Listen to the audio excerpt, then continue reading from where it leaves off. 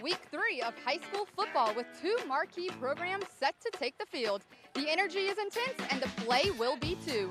Landry-Walker and Warren Easton up next on Game Time.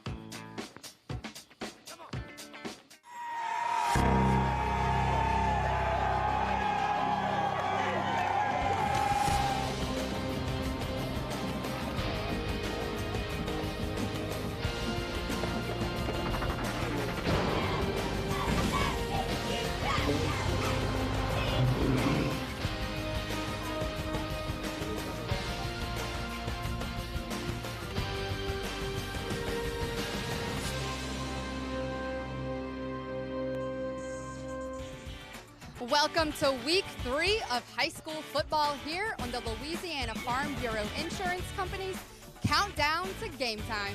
Tonight we bring you a crosstown matchup literally as Warren Easton and Landry-Walker are only 15 minutes away from one another, which adds a little bit of excitement and intimidation to tonight's game and maybe some bragging rights.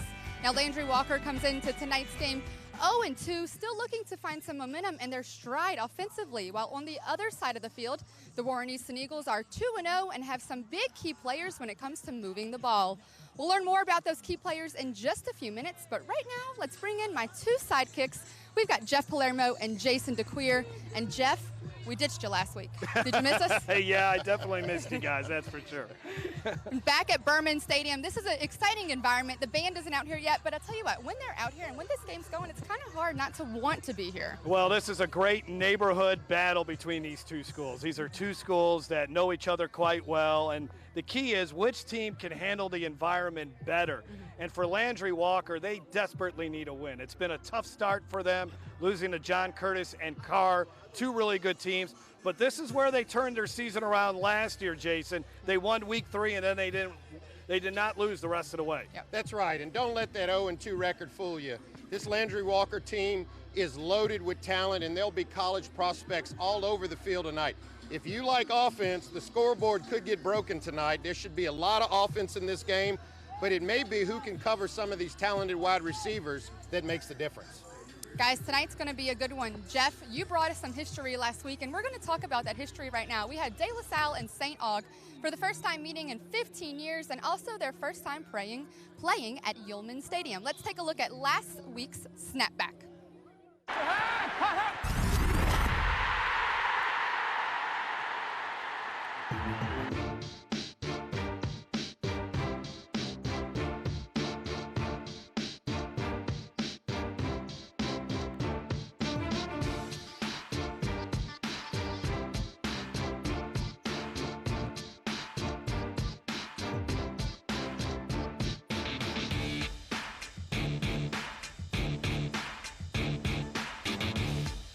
From the 7-yard line, Gumbs keeps it. Gumbs is in the end zone. Mims looking to his right, quick screen pass out to LaFrance, and LaFrance to the 5, touchdown. Gumbs to the 5, touchdown. Gumbs throwing, has a man wide open, touchdown Cavaliers. Direct snap and right up the middle for a touchdown. Garland LaFrance. Gumbs keeping it again. Finds a seam into the end zone. He is so tough to stop.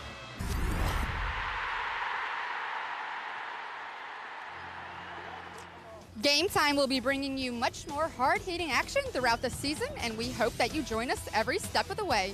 Coming up next, the guys will break down tonight's action. You're watching Game Time on Your LA.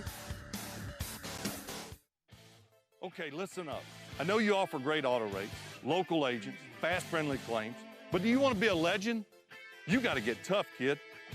When I'm done with you, nothing's going to keep you down. Great talk, Brett. Can we get back to your auto quote now? All right, sure. Great. Get great auto rates and local agents at favrates.com from Farm Bureau Insurance. How about some water? No, thanks. I'm good. If your business is looking for growth opportunities in the capital region, find out why Livingston Parish is the place to be. We have available sites, tremendous access to and from your facility, We have an excellent workforce pipeline, and our quality of life is second to none. To find out more, contact our office at 225-686-3982 or visit our website at ledc.net. Hi, I'm Joe Martin, president of ITI Technical College, and we are so excited to have been awarded Forbes magazine's top 30 two-year technical colleges in America. To achieve this award, ITI was recognized for our high scores in 1, earnings of our graduates, 2, quality of education, and 3, affordability. To learn more, we invite you to visit our campus or go online. ITI Technical College. Begin your journey to a better life. Louisiana's best barbecue is Podna's, smoked to perfection for fall-off-the-bone good eating. Podna's Labor Day spread features ribs, chicken, pork, and 2 sides for only $24.95. That's right, feed 3 to 5 people for only $24.85. Available now through September 5th. Podna's, fast service for dine-in or drive-through, world-famous baked beans, and party pack headquarters. Remember the brand, Podna's. 2 locations, Florida at Don Moore and Sherwood Forest at I-12. And welcome back to Louisiana Farm Bureau Insurance. Countdown to kickoff from Berman Stadium as we get you ready for Warren Easton versus Landry-Walker. Jeff Palermo along with Jason DeQueer. We already told you that Landry-Walker comes into this game with an 0-2 record, but Warren Easton has been really good. They've had 2 solid wins over Jesuit and Brother Martin, and they got 2 outstanding players. Lance Lejeune and then Damian Tate. He's really good as well. Yeah, and last week, Lance Lejeune threw for over 300 yards and 3 touchdowns. And you talk about an adequate replacement for Deshaun Caper-Smith. He's more than filled that role, and he can really light it up.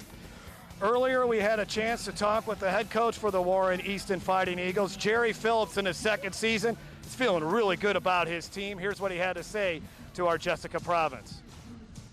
Thanks so much, Jeff. Coach, you have several key players when it comes to moving the ball. How much confidence does that give you, knowing you have that much depth? Good confidence. We're a well-rounded team, good running backs, great quarterback, great receivers, and the offensive line is coming along. So, I mean, it feels good to be in the spot that we're in. You talked about how athletic this Landry-Walker team is. What does your defense need to capitalize on to hold them? Hopefully we slow them down. That Alexander kid is a hell of a running back. Wop is a hell of a receiver. So just play our brand of football. I think we'll be okay. You talked about the environment of this game. A lot of the guys know each other. They've played together for years. Is that any added pressure? It's added pressure for them. I'm not playing. Most of them are from the same neighborhoods. After Katrina, everything changed, so the kids go to all different schools. A lot of them play park ball together, and they end up going to different schools, rivalry schools. So they got a lot on the line for this game. Coach, best of luck to you. All right, thank you. Jeff. So Landry-Walker comes into this game with an 0-2 record. We saw them a couple of weeks ago against John Curtis in the season opener, and we were introduced to Chad Alexander. He was a lot of fun to watch in that game. And then another guy to keep an eye on tonight is Corian Harris, their outstanding cornerback, but he might be taking a lot of snaps underneath center tonight, Jason. Yeah, and Landry-Walker wants to slow the game down. They want to use Chad Alexander. He rushed for over 200 yards in the opening week, but the difference maker is going to be Corian Harris if they have a chance tonight. He might have to do it at the quarterback position as well as covering some of the talented receivers of Warren Easton. We might see as many as 3 quarterbacks tonight for Landry-Walker. Let's hear from their head coach, Emmanuel Powell. Jeff, thanks so much. Coach, still looking for some consistency on the offensive side of the ball. Who are you starting tonight at quarterback, and what do they bring to the table? Oh, we're going to start Torrey Cargo, and, he had a real rough game last week, but we expect a lot better out of him this week, and hopefully he brings the consistency that we're looking for. Who will be some of your key players on defense to stop this Warren Easton team?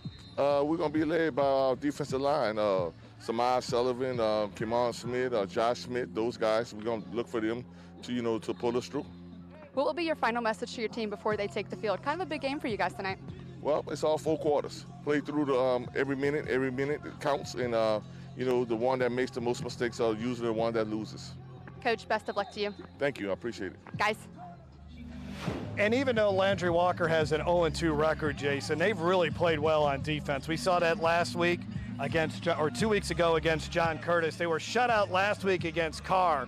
but still defensively they played really well. So they're going to need a great defensive effort and hope that offense can get it going. Yeah, it's really time for it to start clicking. And, you know, the people have been in the right places. They just have not been able to make the plays. And, you know, this Landry-Walker offense can get going at any moment. And if they're going to have a chance against Warren Easton, it's going to have to start clicking tonight. Special teams are going to be big as well. Landry-Walker's had some issues over there.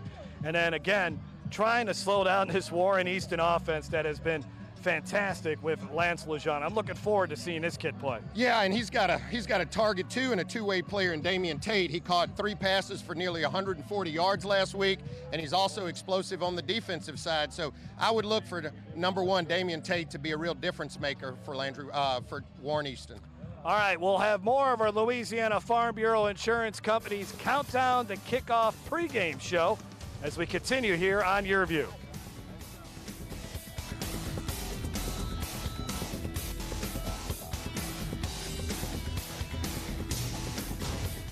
At Peak Performance Physical Therapy, we treat the athlete in everyone, from the Grand Slam hitter to grandparents. If your doctor prescribes physical therapy, ask for Peak Performance by name, getting you back in the game of life.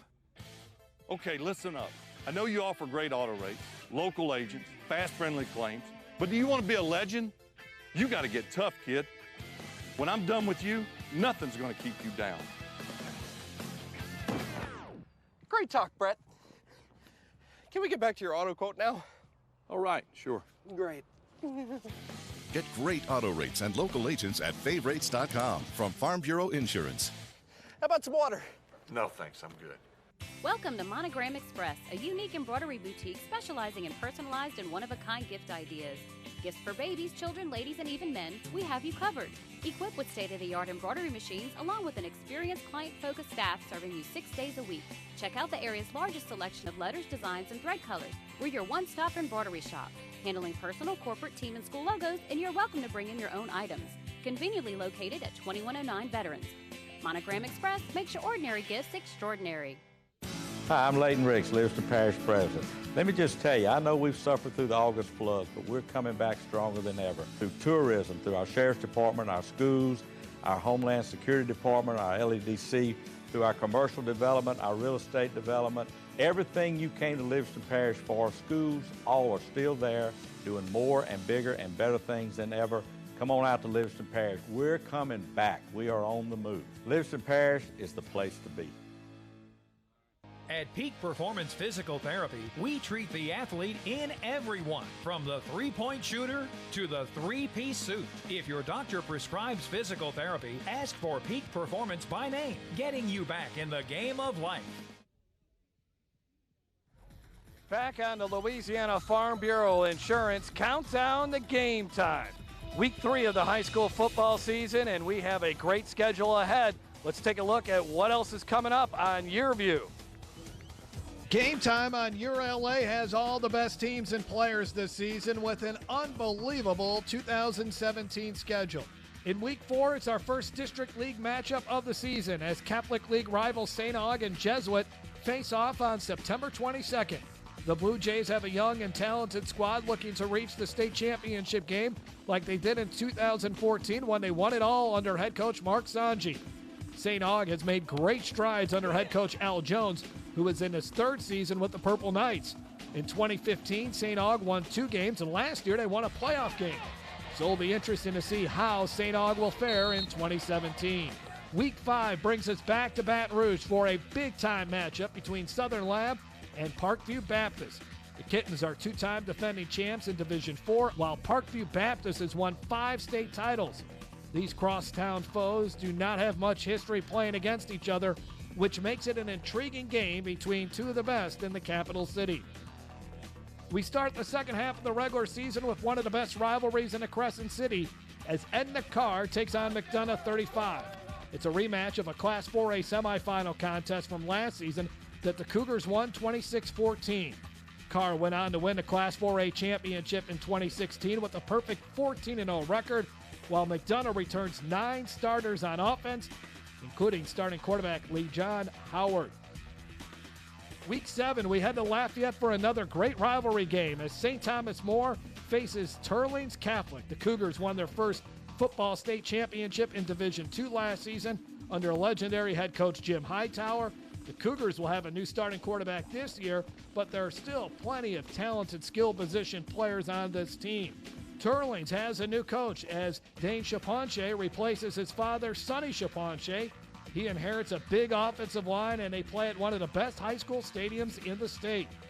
Week 8 playoff seeding will be on the line as Central visits Zachary. The Broncos won a state title in 2015 and won 10 games last year while reaching the semifinals. Zachary coach David Brewerton is one of the best in the area and has one of the most talented teams in Baton Rouge. It'll be the second time we'll see Central this season, and it'll be interesting to see how much Sid Edwards' team has grown up since their Week 1 matchup against Dunham. Week 9, it's a Livingston Parish showdown as the Live Oak Eagles host the Walker Wildcats. Plenty of skill position players with this team, especially at running back. Walker won 7 games a year ago and made the playoffs for the first time in a long time. Live Oak has 9 starters back on defense, which should make them very formidable. Our regular season on YurLA concludes with another 5A district matchup as Scotlandville hosts Denham Springs. The Yellow Jackets are led by first-year head coach Bill Conades.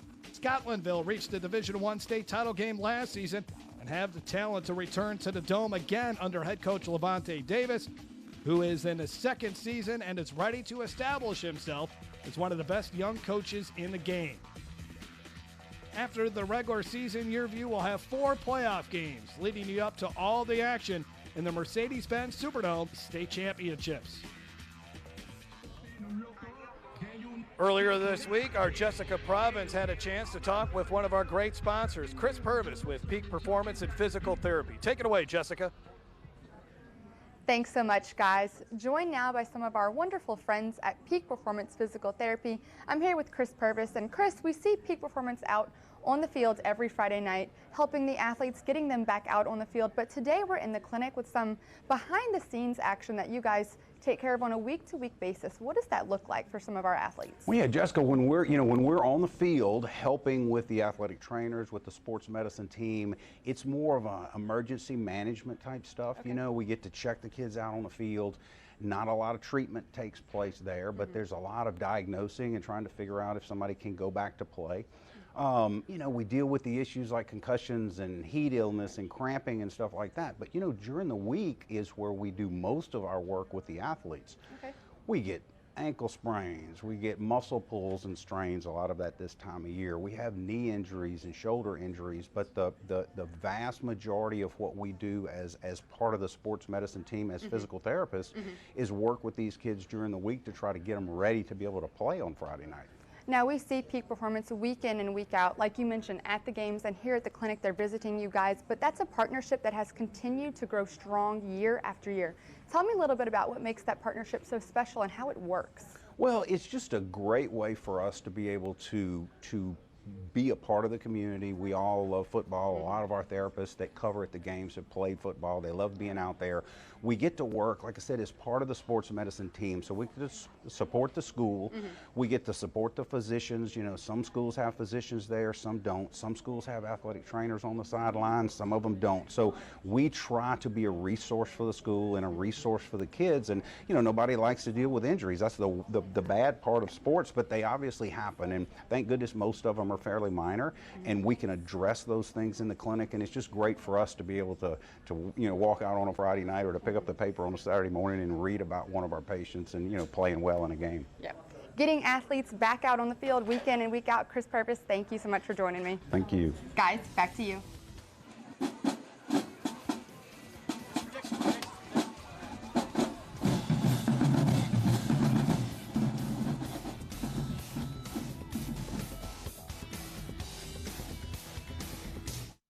At Peak Performance Physical Therapy, we treat the athlete in everyone, from the blue chip athlete to blue collar worker. If your doctor prescribes physical therapy, ask for Peak Performance by name, getting you back in the game of life. Hi, I'm Joe Martin, president of ITI Technical College, and we are so excited to have been awarded Forbes magazine's top 30 two-year technical colleges in America. To achieve this award, ITI was recognized for our high scores in 1, earnings of our graduates, 2, quality of education, and 3, affordability. To learn more, we invite you to visit our campus or go online. ITI Technical College. Begin your journey to a better life. If your business is looking for growth opportunities in the capital region, find out why Livingston Parish is the place to be. We have available sites, tremendous access to and from your facility. We have an excellent workforce pipeline, and our quality of life is second to none. To find out more, contact our office at 225-686-3982 or visit our website at ledc.net. Okay, listen up. I know you offer great auto rates, local agents, fast, friendly claims, but do you want to be a legend? You got to get tough, kid. When I'm done with you, nothing's going to keep you down. Great talk, Brett. Can we get back to your auto quote now? All right, sure. Great. Get great auto rates and local agents at favrates.com from Farm Bureau Insurance. How about some water? No, thanks. I'm good. At Peak Performance Physical Therapy, we treat the athlete in everyone, from long drivers to unlucky drivers. If your doctor prescribes physical therapy, ask for Peak Performance by name, getting you back in the game of life. Welcome back to the Louisiana Farm Bureau Insurance Company's countdown to game time. Now, these two teams both want to make it to the Mercedes-Benz Superdome, but it's going to take some big plays and some big names. Let's learn more about the talent on the field with this week's Recruiting Insider by Lee Burkeen.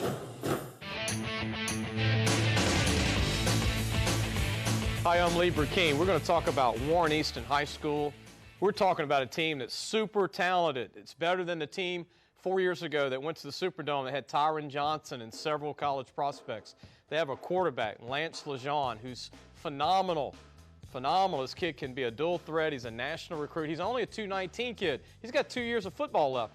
He's got two of the best wide receivers in the city in Karan Green, who's 6'3", and Yoans Tyler, who's 6'4", and they got one of the best skill guys in the city in Damian Tate. Three-time All-State guy. Might be a four-year starter. He'd be a fifth-year starter if he was starting in the 8th grade. But they also have a kid who's one of the top players, Sheldon Jones, in the city. Another wideout corner. This team is big, they're strong, they're fast, and they have a great quarterback. I think they got a chance to win the state championship this year. Landry-Walker High School, very talented. They're playing Warren Easton. I bragged on Warren Easton, I'm going to brag on Landry-Walker. There's going to be over 30 players in this game over the next 4 years that will be playing D1 or 1AA football. That is truly amazing. Landry-Walker has 6 Division I defensive backs. Yes, 6 senior Division I defensive backs. Do you know a high school with 6? I know in Miami, Florida maybe, Dade County, Miami Central and schools like that, but to have 6 Division I D1 DBs is incredible.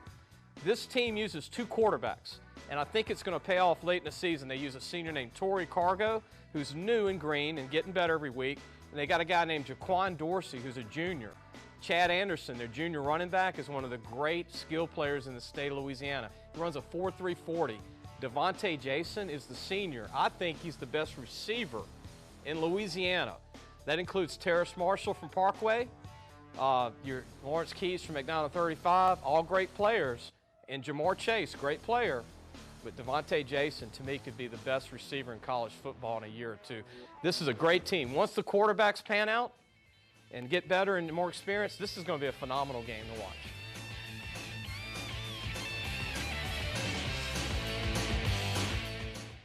Lee, thanks so much for your insider week in and week out. We look forward to learning more about each player each week. Coming up next, we'll talk to a Louisiana Farm Bureau insurance agent. I bet there's one near you. Weather's cooling down, field's about to heat up. You're watching Game Time on YurView. Louisiana's best barbecue is Podna's, smoked to perfection for fall off the bone good eating. Podna's Labor Day spread features ribs, chicken, pork, and 2 sides for only $24.95. That's right, feed 3 to 5 people for only $24.85. Available now through September 5th. Podna's, fast service for dine-in or drive-through, world-famous baked beans, and party pack headquarters. Remember the brand, Podna's, 2 locations, Florida, Don Moore, and Sherwood Forest at I-12. Okay, listen up. I know you offer great auto rates, local agents, fast, friendly claims, but do you want to be a legend? You got to get tough, kid. When I'm done with you, nothing's going to keep you down. Great talk, Brett. Can we get back to your auto quote now? All right, sure. Great. Get great auto rates and local agents at favrates.com from Farm Bureau Insurance. How about some water? No, thanks. I'm good. Welcome to Monogram Express, a unique embroidery boutique specializing in personalized and one-of-a-kind gift ideas. Gifts for babies, children, ladies, and even men, we have you covered. Equipped with state-of-the-art embroidery machines, along with an experienced client-focused staff serving you 6 days a week. Check out the area's largest selection of letters, designs, and thread colors. We're your one-stop embroidery shop, handling personal, corporate, team, and school logos, and you're welcome to bring in your own items. Conveniently located at 2109 Veterans. Monogram Express makes your ordinary gifts extraordinary. Hello, this is JT with Livingston Tourism. I just want to encourage you to come out and see us. We're just east of Baton Rouge on Interstate 12. We have Bass Pro, beautiful hotels, RV parks. So if you're looking for just a weekend getaway, you can come see us. Or if you're just traveling, stop by. We have restaurants, shopping, antique district, Jubin Crossing, golf. Anything you want to do, we have it here in Livingston Parish. So come see us. For any of our events, you can visit us at livingstontourism.com or on social media. Welcome back to the Louisiana Farm Bureau Insurance Countdown to Game Time. Two powerhouse football teams are getting ready to take the field in Landry-Walker and Warren Easton. But all of this coverage would not be possible without some of our wonderful sponsors like Louisiana Farm Bureau Insurance. Joined now by one of those agents, Zach Bush. Zach, thanks so much for being here. Thank you, Jessica. Looking forward to a great game tonight. Sure to be a great game. We're talking about high school football. We're talking about the teamwork that goes in to make this coverage possible with Louisiana Farm Bureau Insurance and high school football. How is that possible? That's right. So anything that Farm Bureau can do to support our local communities, Jessica, we strive for that. We've been in business now in Louisiana for almost 70 years, and we're local to each parish. So we look for opportunities to give back, and one way to do that is high school football with the Cox pregame show of the week. So looking forward to a good season this year. Good season for sure. Now, you talked about how long you've been in Louisiana. That means you have experience, and that means you know what you're talking about when it comes to coverage. What do you guys provide? That's a great question. And what I like to tell people is we can be pretty much a one-stop shop for just about anything you would need insurance related. So we do your basics like your auto, home, life insurance, flood insurance, but we have a lot of stuff in Louisiana too, right? We got a lot of deer hunters and duck hunters and fishermen. So we do RVs, boats, side-by-sides, four-wheelers, campers. We do farm equipment, farm liability for livestock and things like that. So just about anything that you would need.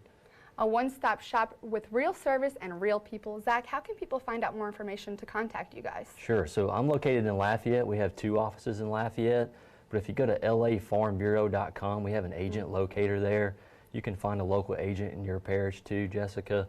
And one thing that we pride ourselves on as agents is we want to be available to you. So you can text us, you can email us, you can find us on our website, our Facebook page, set an appointment to come see us in our office.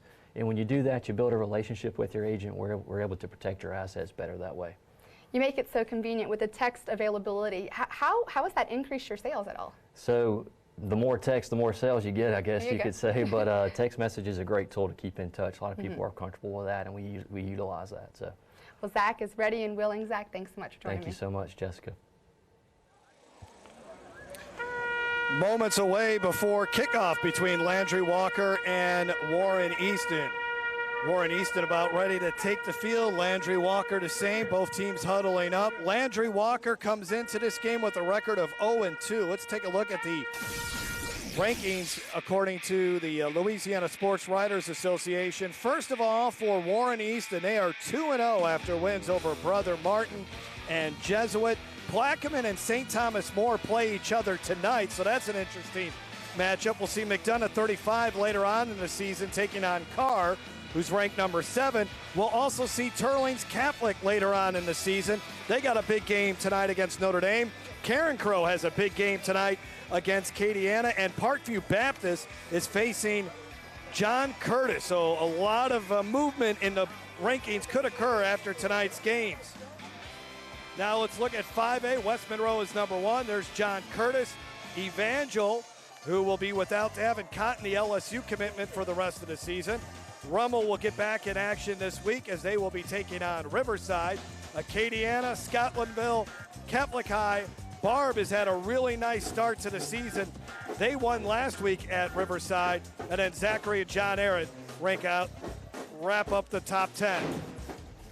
Kickoff coming up on YurView right after this. Welcome to Game Time on YurView.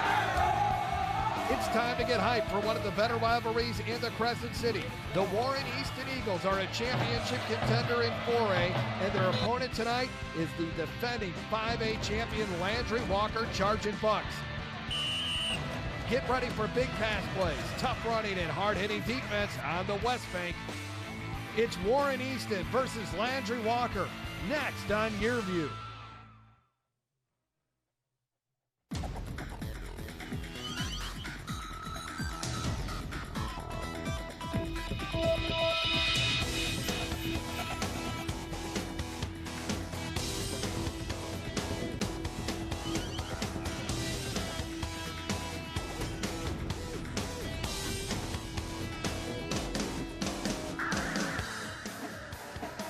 There is the number ranked 2 team in Class 4A, the Warren Easton Fighting Eagles, a team that could be heading to the Mercedes-Benz Superdome when this season is all said and done.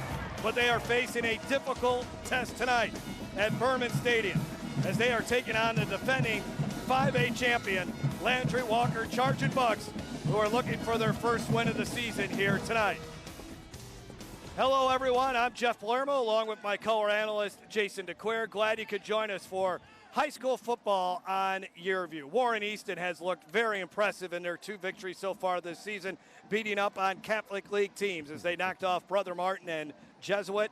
For Landry-Walker, they've played a really tough schedule. They lost to John Curtis in the season opener, fell to Carr last week, but this is where Landry-Walker turned their season around last year. They started out 0-2, and then they won the next 13 in a row, including the 5A championship game. Yeah, and when you look at the records window, I mean, 2 teams, kids literally grew up in the same neighborhoods. They know each other, and both of them have very high-octane offenses. Landry-Walker has struggled getting their offense going a little bit, whereas Warren Easton has clicked immediately, but Landry-Walker has a solid defense too. So it's going to be interesting, the battles and the matchups in this game. College prospects all over the field. And looking ahead at all the different college prospects, let's look at some of the things to watch out for here tonight. Look at these 2 studs that we'll be watching tonight. Lance Lejeune, the terrific quarterback for Warren Easton, and then Devontae Jason, who's an outstanding wide receiver for Landry-Walker. Well, and they say Lance Lejeune has all of the tools. He's been a significant replacement for DeCapers Smith. And Devontae Jason, one of the most talented wide receivers in the country. Right now, he's a commit to Kansas, but we saw him in week 1, Jeff, make some unbelievable Beckham-type catches. Well, hopefully he can get involved in this struggling offense tonight for Landry-Walker. Let's look at our keys to the game, brought to you by ITI Technical College and their head coach, Jerry Phillips. It's going to be a crazy atmosphere here tonight, Jason. And Coach Phillips knows about this atmosphere and this environment, and he wants his team to ignore it. And then he knows he needs to score points early against Landry-Walker, and then he's got to keep their good running back, Chad Alexander, opened up with 200 yards in week 1 in check. Now let's take a look at what Landry-Walker needs to do. And their head coach, Emmanuel Powell. Special teams have been a problem for this team. And arguably they lost the first game because of special teams against John Curtis. So they got to be sound on special teams, make extra points. They want to slow the game down a little bit with Chad Alexander, control the clock, and then they need to lock in on Lance. Lance Lejeune, the quarterback, is one that they need to watch. I think whichever team is able to establish the running game will be the winner here tonight. It's week 3 of the high school football season in Louisiana. We're moments away from game time. The fans are here. The players are here. The bands are here. Time for you to get settled and watch some high school football on Game Time. This is YurView. Attention to detail makes the world go round. At Baker Printing, our approach to the printing business is very simple. Treat it as if it were your own. That's not always an easy job, but it comes from the top down in our company. We thrive on the unique job.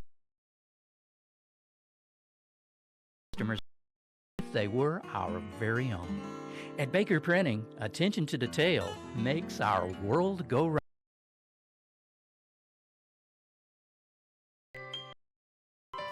and live the dream life right now at Suma Crossing Apartments in Livingston Parish.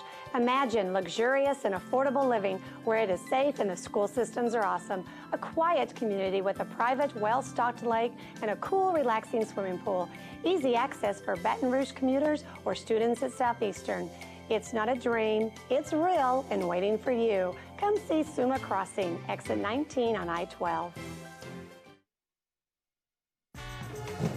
Game Time on Your LA is brought to you by Louisiana Lift. At Louisiana Lift, we're always on call. And by Podna's Barbecue, slow cooked, fall off the bone perfection and the best baked beans in America. And by Peak Performance Physical Therapy, we treat the athlete and everyone believe in better. All right, moments away from the start of this one. Landry-Walker, the defending 5A champs. There's a look at Coach Emmanuel Powell, who's in his 6th season. He's a graduate of O. Perry Walker, played at the University of Utah, former defensive backs coach at O. Perry Walker. And they are just trying to get better every day. Hopefully they have some solutions on offense. And then for Warren Easton and their head coach, Jerry Phillips, former Tulane All-American. And Jerry Phillips has guided this Eagles team to a 2-0 record. Former defensive coordinator here, replaced Tony Hall, who went ahead and took an assistant coaching job at the University of Kansas. But Phillips, a former All-State linebacker at Edna Carr, and then he was also an all-conference player at the University of Tulane. Last season, Warren Easton was a 13 seed in the 4A playoffs and lost to Neville 26-13. They finished that year with a record of 9-5. Looks like we're ready.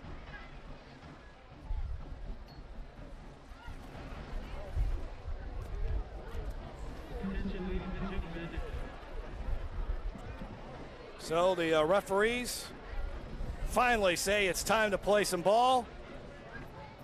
Ashad Clayton ready to kick it off for Warren Easton.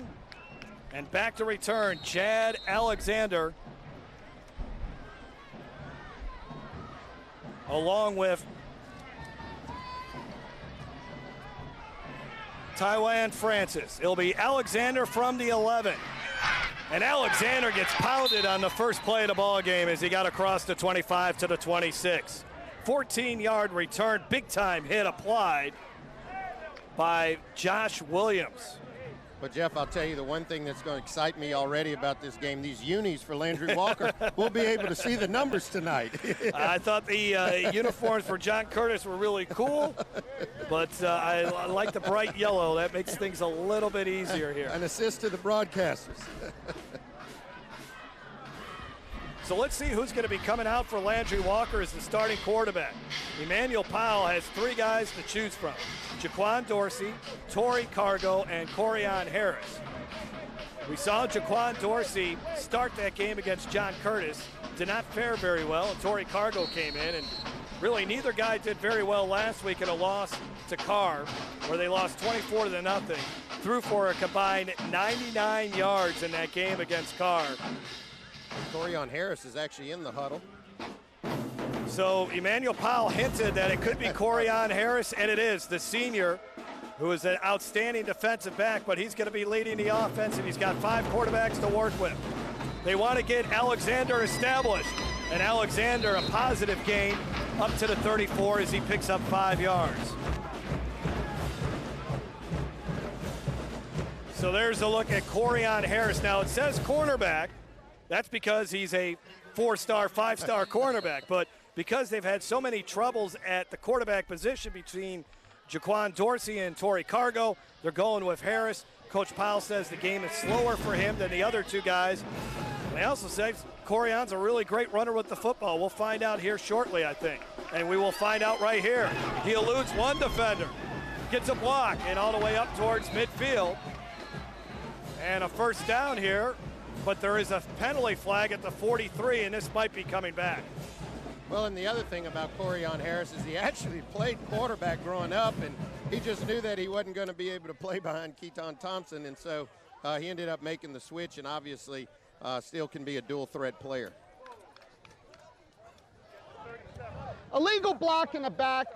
Number 18 of the offense 10-yard penalty for the spot of the foul. Repeat second down.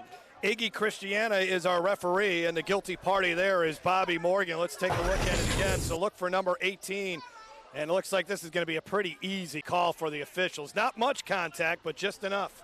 But when you see your player making a good run like that to open up the game, why even do it? He's already down the field. He's got the first down. Those are some of the mistakes that cost him against Curtis, and they can't have those tonight. 2nd down and 6. Corian Harris is being looked at by LSU, but right now he's committed to Kansas after 80 tackles and 17 pass deflections. Now Torrey Cargo into the ball game, and he gets the ball up to Jerry Henry, who gets very close to the first down marker, and he might have it. So let's take a look at the starting lineups for Landry-Walker. Again, quarterback is going to be rotating all night. Right now, Torrey Cargo is in there. But Devontae Jason, they got to figure out a way to get him the ball. And then the offensive line, Levada Sims, Jerron Lee, Enan Bennett, who went down with an injury in that John Curtis game, but he's back. James Jenkins and Calvin LeGrone is a really good offensive tackle at 6'2", 280 pounds. It's going to be 3rd down and short when we resume play. The referees, not exactly sure why they are they going to maybe think they're going to bring the chains out? Yeah, why not? And now they're going to say it's a first down. So eagle eyes out there. Somebody said, you know what? That's enough for a first down.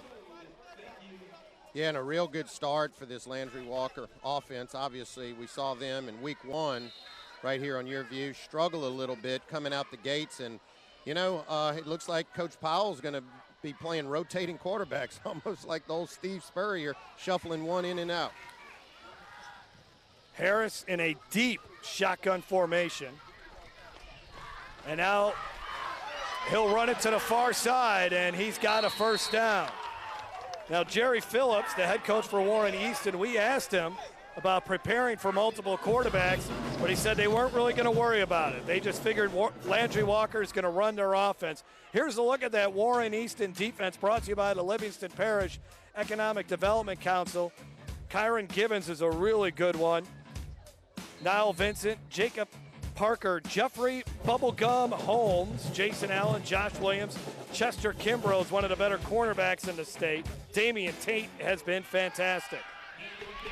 And Alexander's going to get nothing on this one. And there's number 99. Bubblegum is what they call him, Jason. And we asked Coach Phillips, why do they call this young man Bubblegum? He couldn't give us an answer, but well, he stuck to the ball carrier that time. He just answered the call, too. Big Bubblegum, you see him, number 99. You mentioned 330 pounds, and the guy can move. I saw him before the game dancing and everything else. So the guy's got a lot of agility. And he caught a 2-point conversion last week. So, Fridge Perry stuff. Yeah, some joking to me. Run right up the middle. Here's Alexander for a first down and more. Alexander showing some nifty moves all the way up to the 23-yard line. Big play potential with Chad Alexander. They did not have that last week, and the shutout lost the car.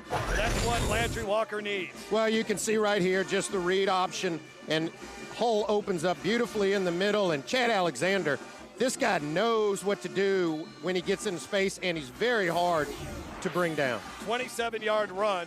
Jerron Lee had a really nice block out front for him. Mosley John Keem now in the backfield with Corian Harris at the 24-yard line. Oh, and the snap gets away from Harris. He picks it up on a bounce. Now he just has to improvise and loses 7 yards. Well, that was the Achilles heel for Landry-Walker against John Curtis. They couldn't handle the snap, and I know Coach Powell's hoping that this doesn't come back and begin to bite him. It wasn't terribly high, but again, you know, Corian Harris has not been used to taking the snaps at the quarterback position because he's been playing cornerback most of the season, and so just a little off in the rhythm, but a good recovery there for him to get on the ball and not lose too many yards. Jamal Sam made the stop. Now Torrey Cargo is back out there, and Welch Leonard is the running back. Cargo to throw to the end zone to Jason, and it's over his head. And he was tightly covered by Chester Kimbrough, and Coach Phillips told us Kimbrough is going to be following Devontae Jason throughout the entire game. That's going to be a good matchup to watch. A big-time cornerback on a big-time wide receiver, and that matchup is going to be good. You see Chester Kimbrough there, 6 foot, 170 pounds, a junior, and is being looked at by people already. Can run a 4-5. Cargo to throw again. They set up the screen to Alexander. Alexander goes down at the 25-yard line. That was a great play by Josh Williams. They call him a bulldog, and he made a really nice tackle on Alexander. Yeah, it was a good job by the Eagles defense fighting off those blockers. There was a bevy of blockers out front there, but he was able to shed them. Josh Williams get in there and make the tackle. You can see here, actually Chad Alexander's going to make the first guy miss, and then there's some blockers out there, but he was able to shed 3 different blockers, get in there and make the tackle. That's how you do it on a screen play. 4th down and 11 out the 24-yard line. Cargo, the quarterback. Here comes the pressure. Man wide open. Bobbles it, does Bobby Morgan, and he's going to be brought down well shy of the first down. Great coverage on the outside there from Warren Easton's Tyree Tanner, a senior, who's got 5 tackles on the year, making 6. And Landry-Walker turning over on downs, but there were some positives to take away from that if you're the Chargin Bucs. Yeah, the offense got going a little bit, and what I saw is the reason you're going to see Corian Harris at quarterback. Coach Powell wants to slow the game down by running the ball. Corian, differently from the other two, is going to be a much greater running threat. But I'll tell you, Jeff, on that last play, 4th and 11, the question is, why would you throw it 1 yard down the field when you know you got to get 11 yards? So obviously I'm sure they wish they could have that back. Now for Warren Easton, we will not see any switching of quarterbacks. It's going to be Lance Lejeune. It's his team. He's leading this group, and he is going to run with the football here on the first play, and then he'll skip out of bounds at the 26-yard line. But look at these numbers for Lejeune. He's completed nearly 60% of his passes, 6 touchdowns on the year, just a 1 interception, and he has been terrific. Last week he threw 3 touchdown passes for 359 yards as he was 14 of 21. And I think on that graphic it may have been an error. He's thrown for 333 yards, but I don't think he's 333 pounds. He actually goes to about 200 pounds. Now Warren Easton has struggled to run the ball. Larry Barabino was shut down right at the line. He is one of 3 running backs you'll see tonight. A great group of wide receivers, Tyler, Stick Jones, Green, and Holmes, and then the offensive line, really good size. All of them over 300 pounds, but they did not run the ball very well last week. 3rd down, and Lejeune is on the run, and he is corralled. 2 Chargin Bucs get there. Shaman Sullivan, the Jackson State commit, was one of them. This Bucs defense has been fantastic this year. Yeah, Shaman Sullivan and watch John Smith. And the thing that you got to do with a talented quarterback is you have to stay in your lanes. You see 11 and 14 there, Sullivan and Smith. They're not diving in. They're not overcommitting. They're making the quarterback come to you because when it's not there, Lejeune loves to pull it down, and he's a capable runner. And that's good news for defensive coordinator for the Chargin Bucs. Dennis Christopher likes to see that 3 and out. Shaman Sullivan making plays on that line. So our first punt of the night, it's a low snap, and it's nearly blocked, and it's not a good punt at all. And great field position coming up for the Chargin Bucs at the 33-yard line after just a 12-yard punt. Yeah, and Tyreek Baker, number 31, really could have got his hands on this football, but probably wisely didn't dive towards the punter, didn't get that rough in the punter, and now they'll have great field position. We'll take a break. Landry-Walker has a chance to take the lead. You're watching Game Time on YurView. At Peak Performance Physical Therapy, we treat the athlete in everyone, from the three-point shooter to the three-piece suit. If your doctor prescribes physical therapy, ask for Peak Performance by name, getting you back in the game of life. Louisiana's best barbecue is Podna's, smoked to perfection for fall-off-the-bone good eating. Podna's Labor Day spread features ribs, chicken, pork, and 2 sides for only $24.95. That's right, feed 3 to 5 people for only $24.85. Available now through September 5th. Podna's, fast service for dine-in or drive-through, world-famous baked beans, and Party Pack headquarters. Remember the brand, Podna's. 2 locations, Florida, Don Moore, and Sherwood Forest at I-12. At Peak Performance Physical Therapy, we treat the athlete in everyone, from the grand slam hitter to grandparents. If your doctor prescribes physical therapy, ask for Peak Performance by name, getting you back in the game of life. Don't miss any of the action. Go to YurView.com/football and sign up for the Game Time newsletter to get the previous week's highlights, stories, and recruiting news, along with a preview of the upcoming week's matchups delivered straight to your inbox. Good field position on the second drive of the night for Landry-Walker, but there's movement before the snap. Penalties have been a problem for Warren Easton. Yeah, and I think that time Big LeBron. False start on the offense, number 50-yard penalty, still first down.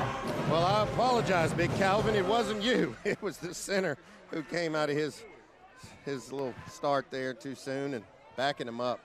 Last year, Landry-Walker averaged 48 points a game on offense, led by Keaton Thompson, Mr. Football in the state of Louisiana for 2016, and Tevin Bush. So far, through 2 games this season, just 18 points. 1st and 15. Cargo to throw. He's chased out of the pocket, and he's got some room to run and picks up a healthy dose of yards there, and he might even have a first down. Yeah, I think he does, and it was really good vision there by Cargo. Once he escapes the pocket, should have exploited that even faster. There was nobody out there within 10, 15 yards, and he just kind of methodically ran down the field and picked up the first down. So it is a first down for Landry-Walker at the 22-yard line in this opening quarter. Week 3 of the high school football season in Louisiana. And now Corian Harris is back in at quarterback. Alexander in motion. They fake it to him, and here's Harris. Harris to the 15, gets upended at the 14. Big-time hit. Jamal Sam from his secondary position came up and laid a good lick on Harris. But again, Landry-Walker continues to get good chunks on the ground. That was a 7-yard run. What I'm noticing is when Corian Harris is at the quarterback position, there's more likely that he's either going to keep it or he's going to play that read option game with Chad Alexander, and it's really like Landry-Walker having 2 running backs in the backfield. And now they have 3 backs back there.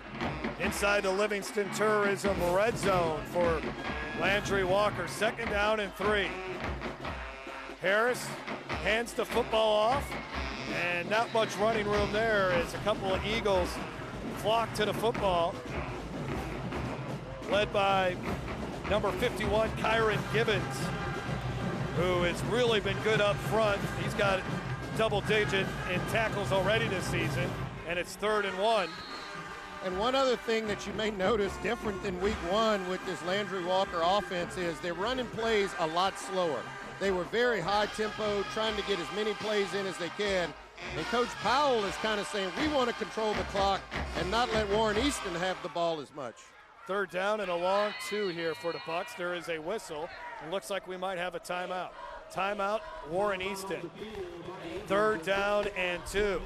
Warren Easton held Brother Martin to just 176 yards last week, but they're facing a very athletic Landry-Walker offense here tonight. We'll be back after this. This is Game Time on YurView. Hi, I'm Leighton Ricks, Livingston Parish President.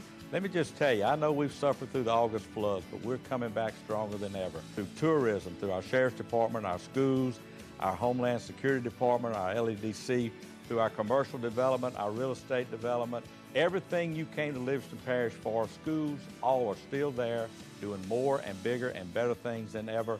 Come on out to Livingston Parish. We're coming back. We are on the move. Livingston Parish is the place to be. Hi, I'm Joe Martin, president of ITI Technical College, and we are so excited to have been awarded Forbes magazine's top 30 two-year technical colleges in America. To achieve this award, ITI was recognized for our high scores in 1, earnings of our graduates, 2, quality of education, and 3, affordability. To learn more, we invite you to visit our campus or go online. ITI Technical College. Begin your journey to a better life. On a 3rd down run by Chad Alexander, he was stuffed. Josh Williams and company bring them down to loss of 3. Let's take a look at it again. It was 3rd down and 4, and everybody was waiting for Chad Alexander. And watch number 13 come off the right-hand side of your screen. Kyan Green really came in there and off the blitz and was able to get in the backfield untouched and disrupt that play. 4th down and 7. Landry-Walker would hate to see an opportunity go by here without scoring. They got 4 first downs in this game. They've rushed for over 50 yards. And they got Corian Harris back out there at quarterback. 5 wide receivers. 8 seconds on the play clock, and oh boy. Looks like there could be a false start penalty on Landry-Walker. Yeah, just movement again too early. This would be the 2nd time. And, you know, these are critical yards. You're talking about 4th and manageable, and now it becomes 4th and long. False start on the offense, number 56. 5-yard penalty, still 4th down. Well, that's now 3 penalties on the Chargin Bucs. Yeah, and they're coming at bad times. Obviously, it's prevented them from moving forward and scoring on the last drive, and now pushes them back on a 4th down conversion. 4th down and 11. Torrey Cargo back in at quarterback, and now there's whistles again. A flag in the defensive secondary of Warren Easton. Maybe too many men on the field. I think they just lost a flag. All right, that was a referee timeout. Yeah. I guess somebody didn't pick up their flag. Yeah, it's still on the field.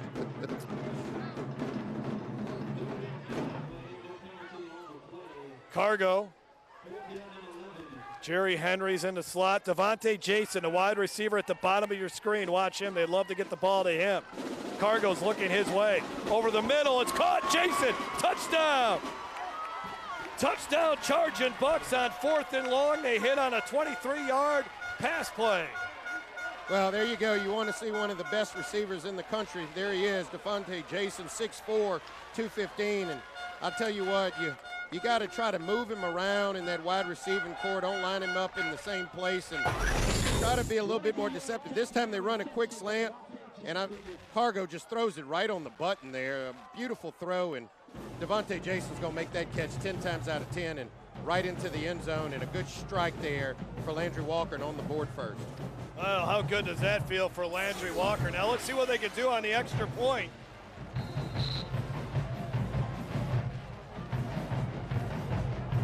Snap down, and the extra point is blocked. The attempt was by Belgrade Handy.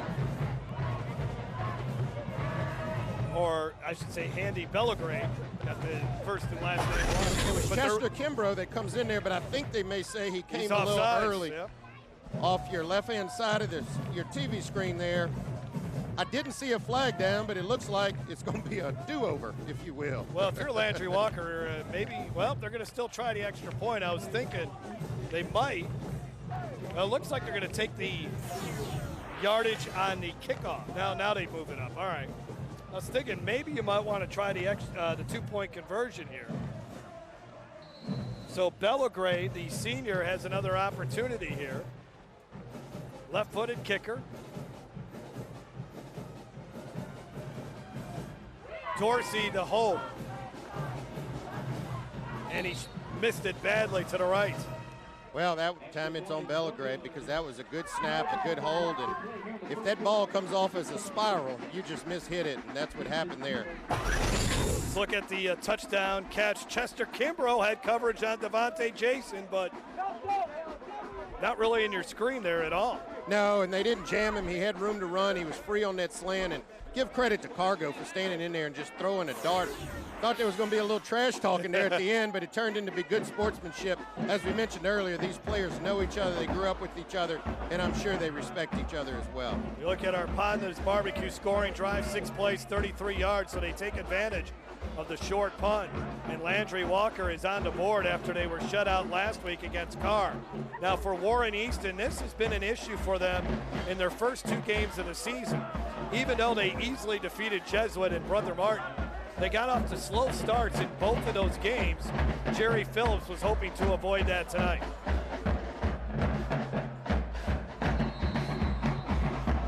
End over end kick, sailing towards out of bounds.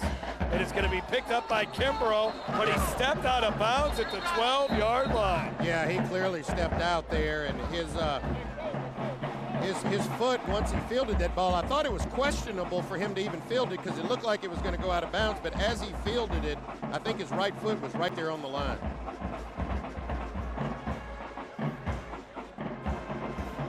Warren Easton back out offensively, led by Lance Lejeune.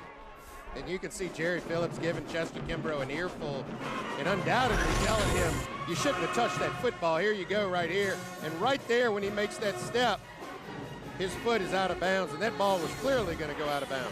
7 starters back on offense for Warren Easton. Lejeune will keep it. And he gets up to the 14-yard line. The ball comes out loose. Landry-Walker picks it up, and it looks like a touchdown for the Chargin Bucs. How about that? Big-time play there, a costly turnover. It was picked up by Taiwan Francis, and an easy touchdown for Landry-Walker. They're up 12. Yeah, I mean, this opening of this game could not go any better for Landry-Walker. You know, if you want to slow an offense down, you know, turnover, stop the quarterback from running. This time, they're able to get a fumble out of Lejeune.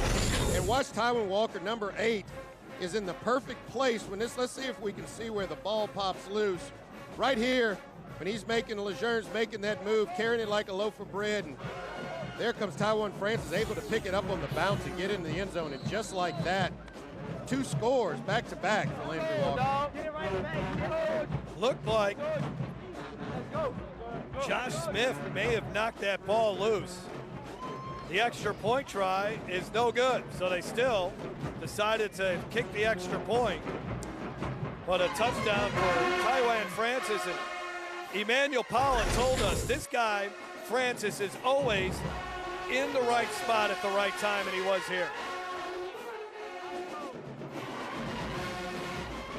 Yeah, there he is, Taiwan Francis, big-time recruit. You heard Lieber King talking about all the defensive backs that they've got there at Landry-Walker that are college prospects, and you just saw a good look at Taiwan Francis, one of them, and able to score a touchdown. 13-yard fumble return for a touchdown, and Jason has a sleeping giant awakened. But you know, the thing is, it hasn't really happened. I mean, it was a great slant to Devontae Jason, but it's been the defense, and we talked about it. They have a good defense, and they have really disrupted Warren Easton and their offense from getting going tonight. Brian Henry has it teed up. Another slow start for Warren Easton and terrific defensive play. That ball does go out of bounds, and that time they did not have Kimbrough over there. They had Damian Tate, who is an outstanding return man. So this will put the football at the 35-yard line. Kicking infraction on the kicking team, kicking out of bounds. The receiving team choose to have the ball on the 35. First down. Unfortunately, Jeff, I have a lot of those same infractions with my driver in golf. All right, let's see what else this Landry-Walker Chargin Bucs defense could do. They knew the defense was going to be good this year. They returned 9 starters from that team that won the 5A championship. They've been on the field a lot, though, the first 2 weeks of the season. But so far, time of possession has been heavily in favor of Landry-Walker in this game. Time of possession, good field position, and the thing that they have done is they've been able to capitalize on that good field position. DeWitt Johnson in the backfield with Lejeune, who has really performed very well to create a 3-headed monster in that backfield. Johnson gets a carry there, but nothing doing as Landry-Walker shuts that down immediately. Shaman Sullivan once again in on another tackle after a gain of 1.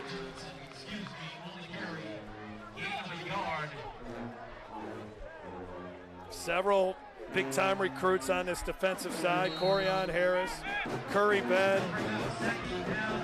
Shaman Sullivan, Josh Smith. Lejeune over the middle, deflected, and it's incomplete. Well, and that time it was just the wrong read there for Lejeune. He had his running back wide open out there in the flat, and he chose to check it down over the middle. And really, watch, you can see here, number 5 comes out of the backfield and really forces that ball in there. Good pass breakup by Ernest Simon, but he missed his running back wide open out there in the flat. Trying to get the ball to Johans Tyler. Lejeune is on the run. Got to keep him in the pocket. And he is upended at the 40-yard line. Another great open field tackle. Only a gain of 4. Looks like Warren Easton may have to punt it away as Tywan Francis makes another big play defensively for the Chargin Bucs. Well, and I can't see Warren Easton going for it right here. They do have their offense on the field, but you're on your own 40, you're down 2 scores. You just can't give up another one that quickly. And so you can see this punt unit now coming on, and you see a good look at Tywan Francis, who's dropping back into coverage and has already put the ball in the end zone once tonight for the Chargin Bucs. Barabino's first punt was not a good one, only 12 yards. He is standing at his own 24-yard line. And that one's much better. Line drive punt, and it's going to take a Warren Easton bounce. And then the return man, Francis, a la Tyrann Mathieu, just grabs it out of thin air. And then he's brought down quickly at the 22-yard line. Let's send it down to Jessica Province. Jessica, how you doing tonight? Hey, Jeff, I'm doing good. How are you? Well, you know, some teams have mascots, banners. I've even seen hammers, but Warren Easton has a lunchbox. Pretty big lunch, huh? Now, you see, they bring this lunchbox with them to camp each year, and at nighttime they have a thing they call why. They share their why. The players get up there and they share why they're playing football and what drives them on a daily basis. It allows them to dig deep and kind of share a little bit about what drives them and their momentum. And this lunchbox sits on the sidelines so that when guys need a little oomph, they look over to the lunchbox. Big lunch, guys. Jerry Phillips has a lot of great things going on with this Warren Easton team. Not much of a run there on the carry as Alexander falls down, but Jerry Phillips has done a tremendous job. Preaches pride and discipline and representing the E. That's a big thing for Warren Easton. That's a huge motto that this team has. And my bet, Jeff, is that big lunchbox must have belonged to Bubblegum Home, because you can pack a lot of lunch in that big old box there. 20 seconds left to go in the first quarter. Harris is back in at quarterback at the 20-yard line. Second down and 12. Harris will keep it. And Harris ushered out of bounds after a pickup of a couple. So a third down and long, and I would imagine we'll see Torrey Cargo come back out there for Landry-Walker. Hey, you see a good look at Corian Harris there, trying to figure out what's the play or if he's going to be in the game here. And Powell's over there trying to make up his mind. He looks like he's calling his team over here. I'm wondering if he's going to get a timeout. No, he's still shuffling players in and out, but they got to get going here. The play clock's coming down, and looks like he's going to go with Cargo. 11 seconds on the play clock. Still trying to get settled on offense. Leonard Welch is in the backfield with Cargo. Here comes the pressure. Cargo gets away from it, and he better just get out of bounds before he does something he regrets. He does get out of bounds, and a much-needed 3-and-out for that Warren Easton defense. Well, that's what that defense needed, as you mentioned, from Warren Easton, a good stop, and now they have a chance to reverse the field position. The field position had been to Landry-Walker's favor up to this point. Good first quarter for the defending 5A champions. Can they keep it going? We'll find out on Game Time on YurView.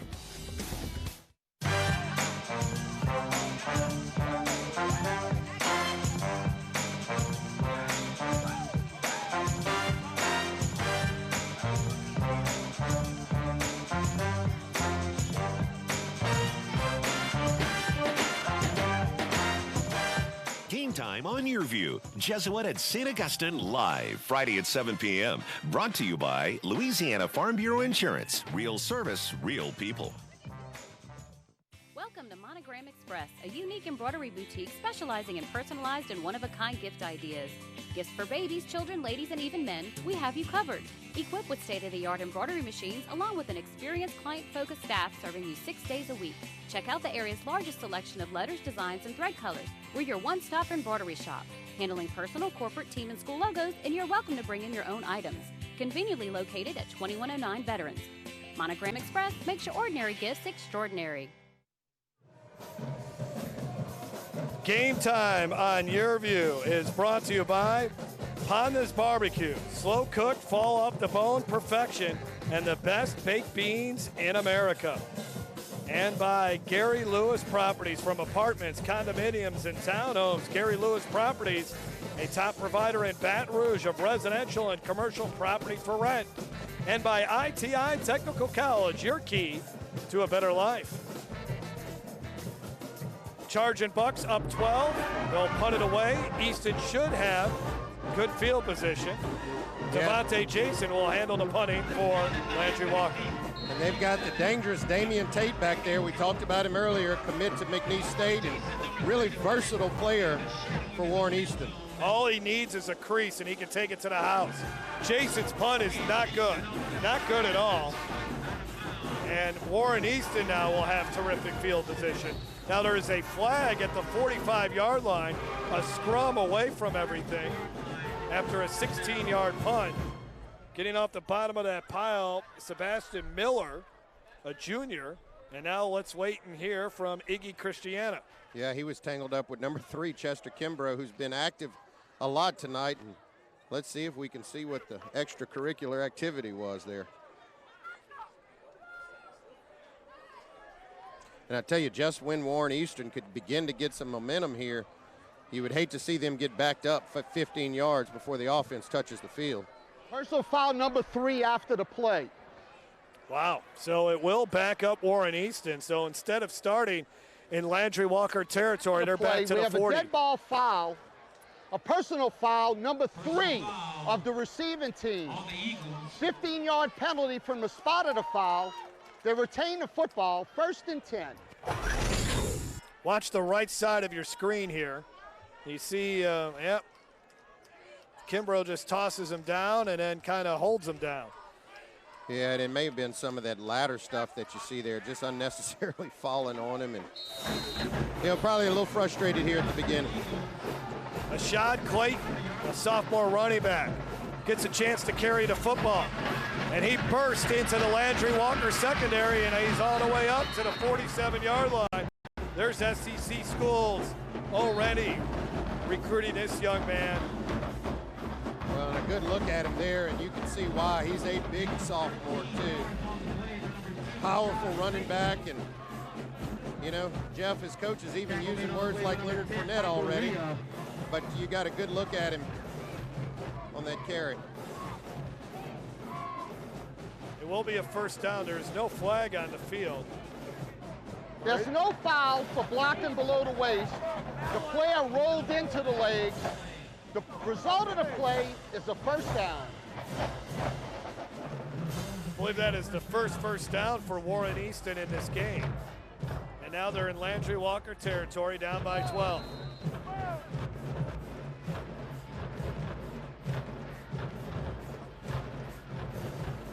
Lejean will hand it off again to Clayton. Clayton all the way up to the 40-yard line. Boy, it don't take him long to pick up 10 yards. Ernest Simon on the tackle. And he got 7 on that carry. Yeah, and I tell you what, they got him at 6 foot, 185 pounds, but I was down on the field before the game next to him, and I think this guy may be even bigger than that, and you can see how hard he runs, fast, north-south runner, powerful runner. Again, Clayton right up the middle, but that time waiting for him was Tyreek Baker, who's a downhill player, 5'11", 180 pounds, brought down Clayton after a gain of 1. And it's now 3rd down. And we'll say a 3rd down and 2 here. Whistle before the snap.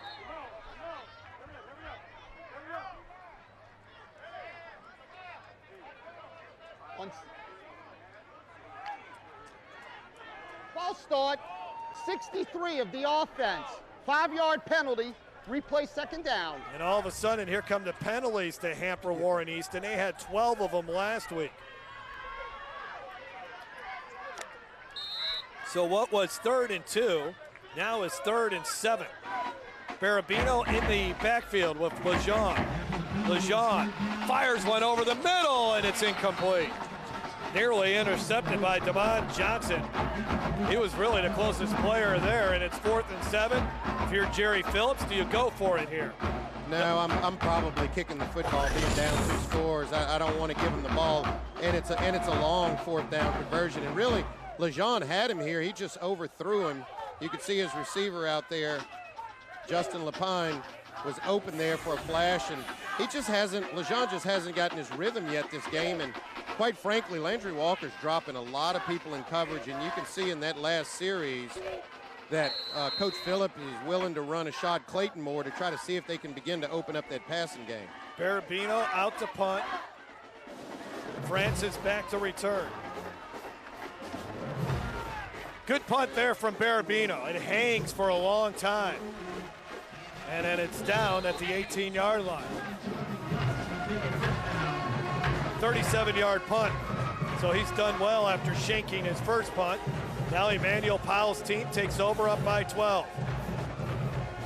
Yeah, very good punt, and now here's where this Warren Easton defense has to step up and really try to prevent Landry-Walker from putting any more points up before they have an opportunity to get on the board. Their defense seems to be settling in some, but they really need to get the ball back in their offense hands. Cargo will take the first snap. He's got a touchdown pass to Devontae Jason this game. Chad Alexander to his left. Alexander gets the football, and he is brought down right away. He raced on the play by Kyron Gibbons. Well, you want to keep Alexander in check. That's how you do it. You hit him before he can get a head of steam, and he loses 4.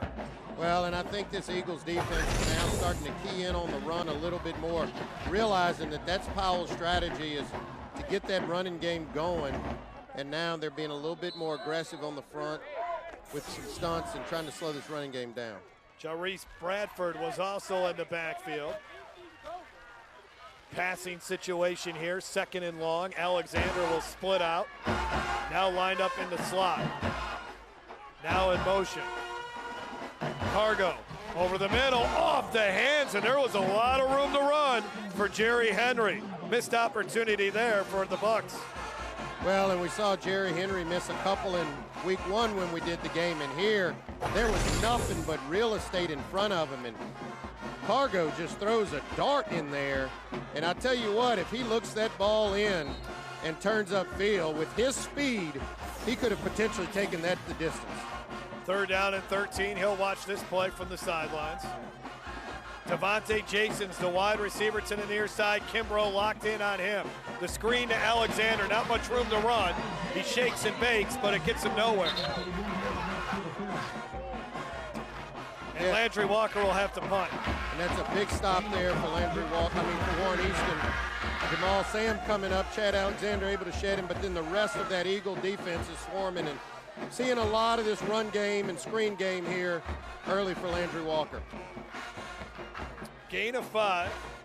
Jason to punt. And then Damian Tate, who runs the 4-4, ready to return. Emmanuel Powell has to like what he has seen so far in this game. Jason's punt takes a Landry-Walker bounce and roll, and that's going to turn out very good for the Bucs. And Warren Easton will start at their own 38-yard line. 8:31 to go before halftime. So far, Landry-Walker has been able to put a couple of touchdowns up against the number-ranked 2 team in 4A, Warren Easton, on YurView. At Peak Performance Physical Therapy, we treat the athlete in everyone, from the Grand Slam hitter to grandparents. If your doctor prescribes physical therapy, ask for Peak Performance by name, getting you back in the game of life.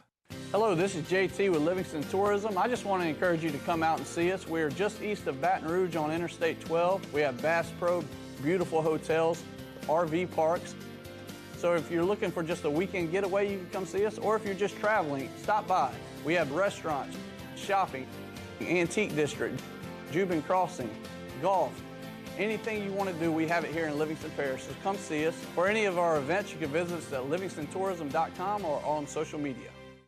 At Peak Performance Physical Therapy, we treat the athlete in everyone, from the 3-point shooter to the 3-piece suit. If your doctor prescribes physical therapy, ask for Peak Performance by name, getting you back in the game of life. For Easton. Back at Berman Stadium, Jeff Palermo along with Jason DeQuire and Jessica Province down on the sidelines. A great night for high school football in mid-September. Warren Easton, though, struggling against the 5A champs. They have it 2nd down and 11. We have yet to see Lance Lejeune make a big play. Here's the screen pass. This is Damian Tate. Damian Tate in space is dangerous, and he's all the way up to the 45-yard line, cut down by Curry Ben, the Southern Miss commitment. Well, and even though Damian Tate is their top defensive back, he also has been their most explosive wide receiver. Caught 3 balls for 140 yards last week, and here's why. You can see their 2 defenders keying on, and look how quickly he can reverse field, lightning in a bottle, and get north and south. On the Warren Easton bench, the play stands is called first down. Sideline warning called against Warren Easton, so no penalty, no infraction or anything like that. But you're right. I mean, they got Johans, Tyler, and Stick Jones. Those 2 guys last season combined for 82 catches, but the guy that really provides them a spark is Damian Tate, and he did right there, moving the ball into Landry-Walker territory. And that's because you can throw the ball just laterally, little hitches, and he has the capability of making people miss and taking it the distance. They go back to him on the other side, and he's got a couple of blockers, and Tate explodes past the Landry-Walker defense all the way down to the 10-yard line. Wow, is that guy lightning in a bottle? And these are really just running plays. I mean, these last 2 receptions, Lejeune threw the ball literally laterally across the line of scrimmage there, just getting it out to him in your playmaker's hand. Got some good blocks on the outside, but that guy, Damian Tate, he knows what to do with the ball when he gets it.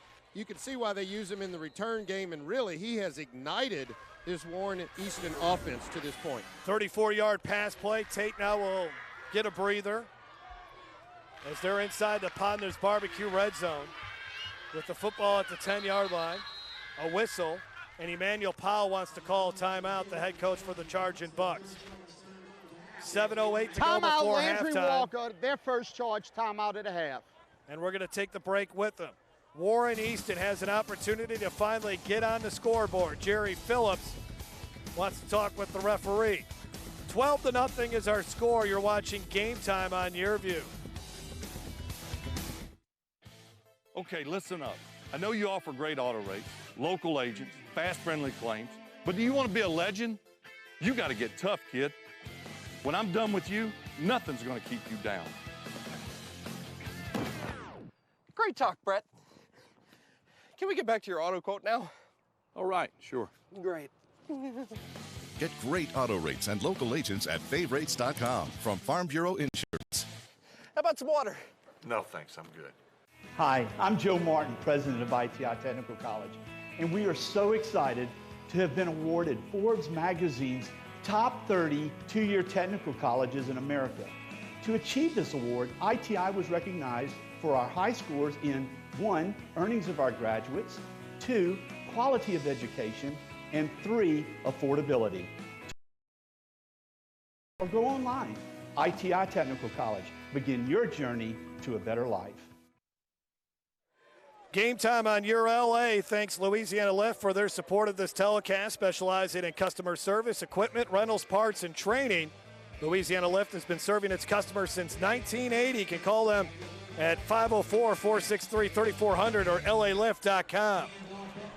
Handoff up the middle, nothing doing there as Barabino was brought down right at the line of scrimmage, a loss of a yard. No passing yards for Warren Easton up until this drive. They had 52 of them here in this drive. Shaman Sullivan again plugging another hole at that line for Landry-Walker. 2nd down and 11. Lance Lejeune sends a man in motion. Looking to his left, lobs one, and it's too far for his receiver. Trying to hit Johans Tyler, the 6'4" senior wideout, who's got 4 grabs for 115 yards this season, but that one was even too tall for him. Well, and you can see they had him ISO'd on the last 2 plays, and Landry-Walker only covering him with 1 guy, so single coverage. You're just waiting for that fade. As you mentioned, Jeff, he goes at 6'4", so you just got to make a throw in bounds and hope that your guy Johans can go up and get it. 3rd down and 13. Big play here Neither team has been able to convert a third down, but Landry-Walker has converted a fourth down, and it led to a touchdown. Lejeune taking a long time here, 10 seconds on the play clock. And they are going to run it. And Barabino all the way to the 4-yard line. The flag will come out. He'll tack a couple yards to that, as there was an obvious face mask. And that might be enough to get them a first down. They needed to get to the 2. Well, the face mask should be a That's true, too. You're right. Automatic, but still, let's see, right as Barabino was nearing the sideline, that's when it came in, and I was trying to see what they grabbed. I couldn't see a clear face mask from here. You see him huddled up. I'm wondering if it's some cross between a horse collar and a face mask, but they're sorting it out. Whatever it was an illegal tackle. See if they...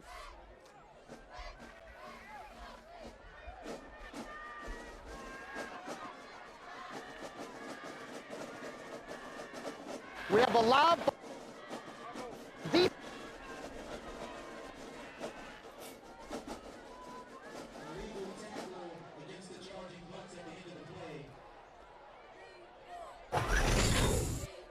I was trying to read lips there, yeah.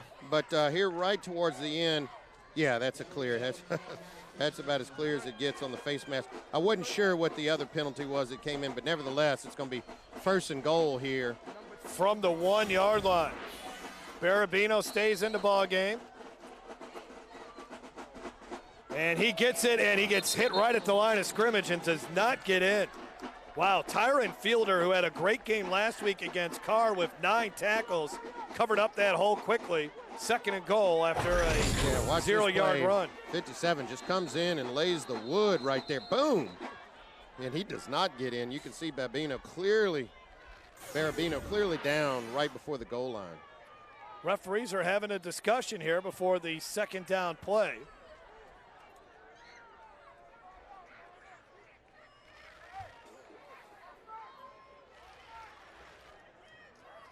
Not sure what there is to discuss there. That's just a they're not calling up to look at the instant replay. That's for sure. On the play, the player bounced in the end zone. It's 2nd down. Okay. I just want to make sure everybody saw what they thought they saw. Well, if there was replay, that would be confirming the ruling. Another run up the middle. Did Barabino get enough to get in? Yes, he did. Touchdown. A good drive here by Warren Easton, a much-needed drive here by the Eagles, but the person you need to credit on this drive is number 1, Tate, who was able to get 2 quick passes and get Warren Easton down the field very quickly, and then you see Barabino able to finish the drive off. Very consistent running back is Barabino, the senior, 5'10", 190 pounds, as he just able to outmuscle 2 Landry-Walker defenders to get into the end zone for the first score of the night for the Eagles. Extra point try coming up. Jamal Sam, he missed an extra point last week in the win over Brother Martin.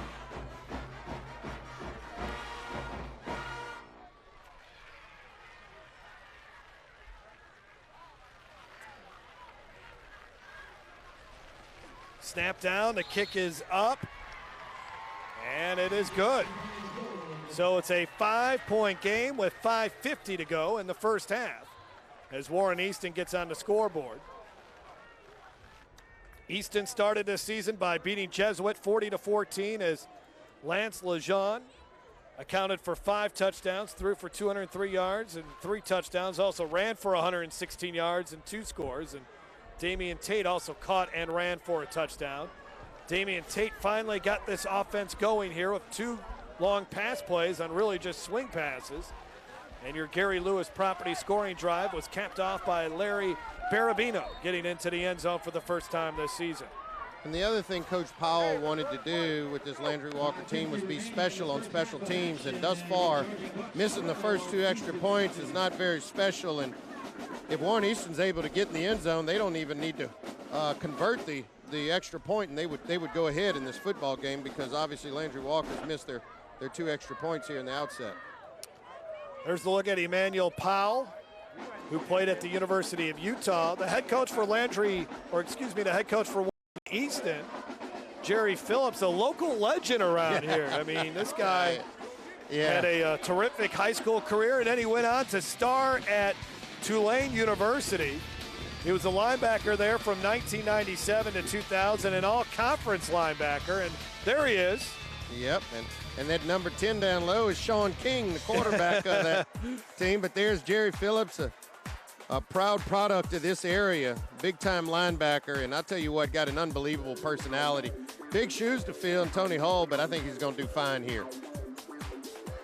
Last year, Warren Easton lost to Neville in the semifinals. They were in the state championship game in 2014 where they lost to Neville by 1 point. So they have lost to Neville the last 3 seasons. I tell you what, that was a special Tulane football team, Jeff. They finished the season ranked higher than LSU did that year. Ball will make it to the end zone. Let's hear more about Jerry Phillips from our sideline reporter, Jessica Province. Jessica? Jeff, y'all are talking about what good of a guy he is, and I'm just going to add a little bit to that. On Monday, this Warren Easton team does not touch the field. They have a session they called Life Skills. It can be anything from how to write a check to how to tie a tie. He brings in former players, doctors, lawyers, anyone in the community that can kind of drive these guys in the right direction on and off the field. Life skills, Jeff. We could be a part of it. We certainly can. I know I've made my fair share of mistakes. I'm still counting mine. It's how you pick yourself up. Yes, it is. And Warren Easton trying to pick itself up after trailing 12-0. So Torrey Cargo has been taking most of the snaps here lately for Landry-Walker. Try to get the passing game going. Instead, he'll run it. Cargo up to the 26-yard line before he spun to the ground. 7-yard run.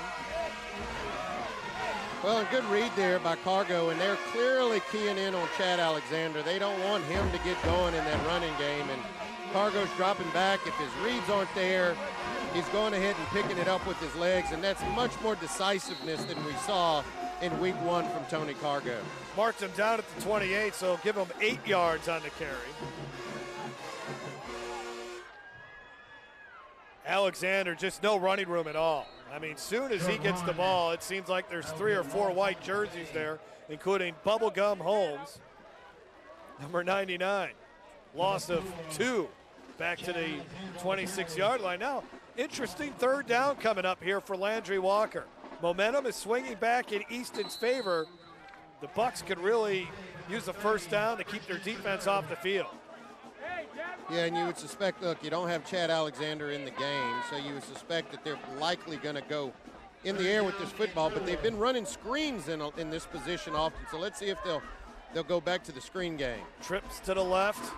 Pass is intercepted and taking it to the house. Damian Tate.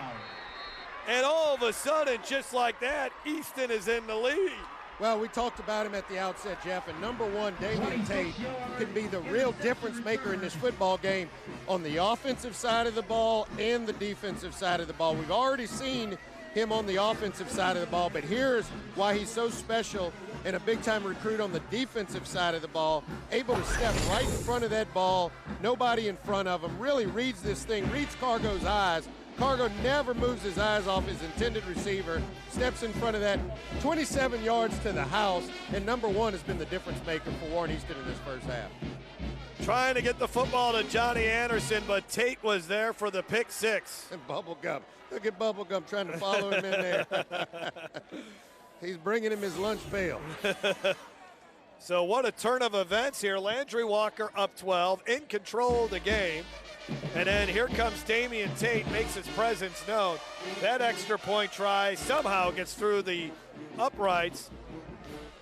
And Warren Easton all of a sudden has a 2-point lead, 14-12. Damian Tate, the McNeese State commitment with the pick 6. This is Game Time on Your LA. At Peak Performance Physical Therapy, we treat the athlete in everyone, from the blue chip athlete to blue collar worker. If your doctor prescribes physical therapy, ask for Peak Performance by name, getting you back in the game of life.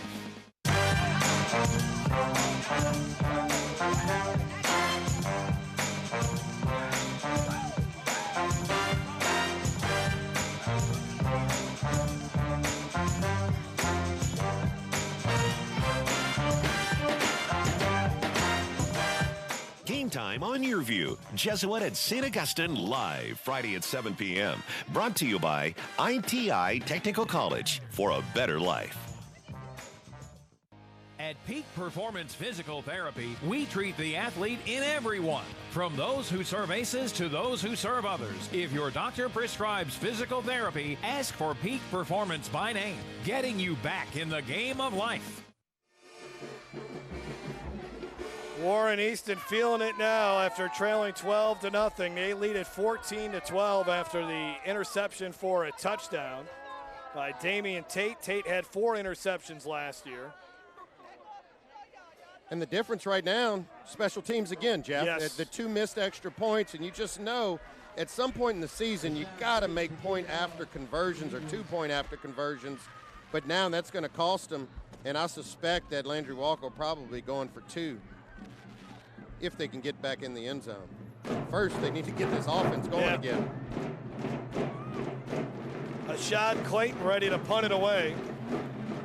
Alexander ready to return, along with Francis.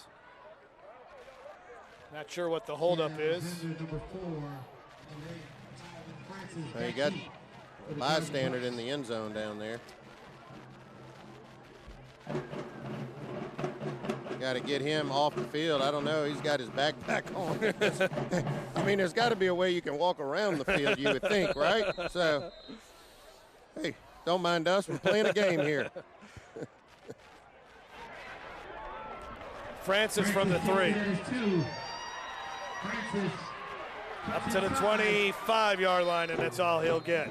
Well, I'll tell you what, if I'm Coach Powell here, I'm putting number 9 back in the game at quarterback. I'm going to see if I can get that run game going between Chad Alexander and Corian Harris, and that gave him a little bit of a spark in the first quarter. And you know, maybe if they can get that run game going, then that you can start inserting Cargo again and get the passing game going again. Yeah, Corian Harris is back out there, so he'll take at least the first snap. Alexander will line up in the slot. Devontae Jason all the way to the near side. They spread him out 5 wide. 4 down linemen for Warren Easton as Harris barks out the singles. Alexander in motion, and Harris keeps it right up the middle for a couple of yards.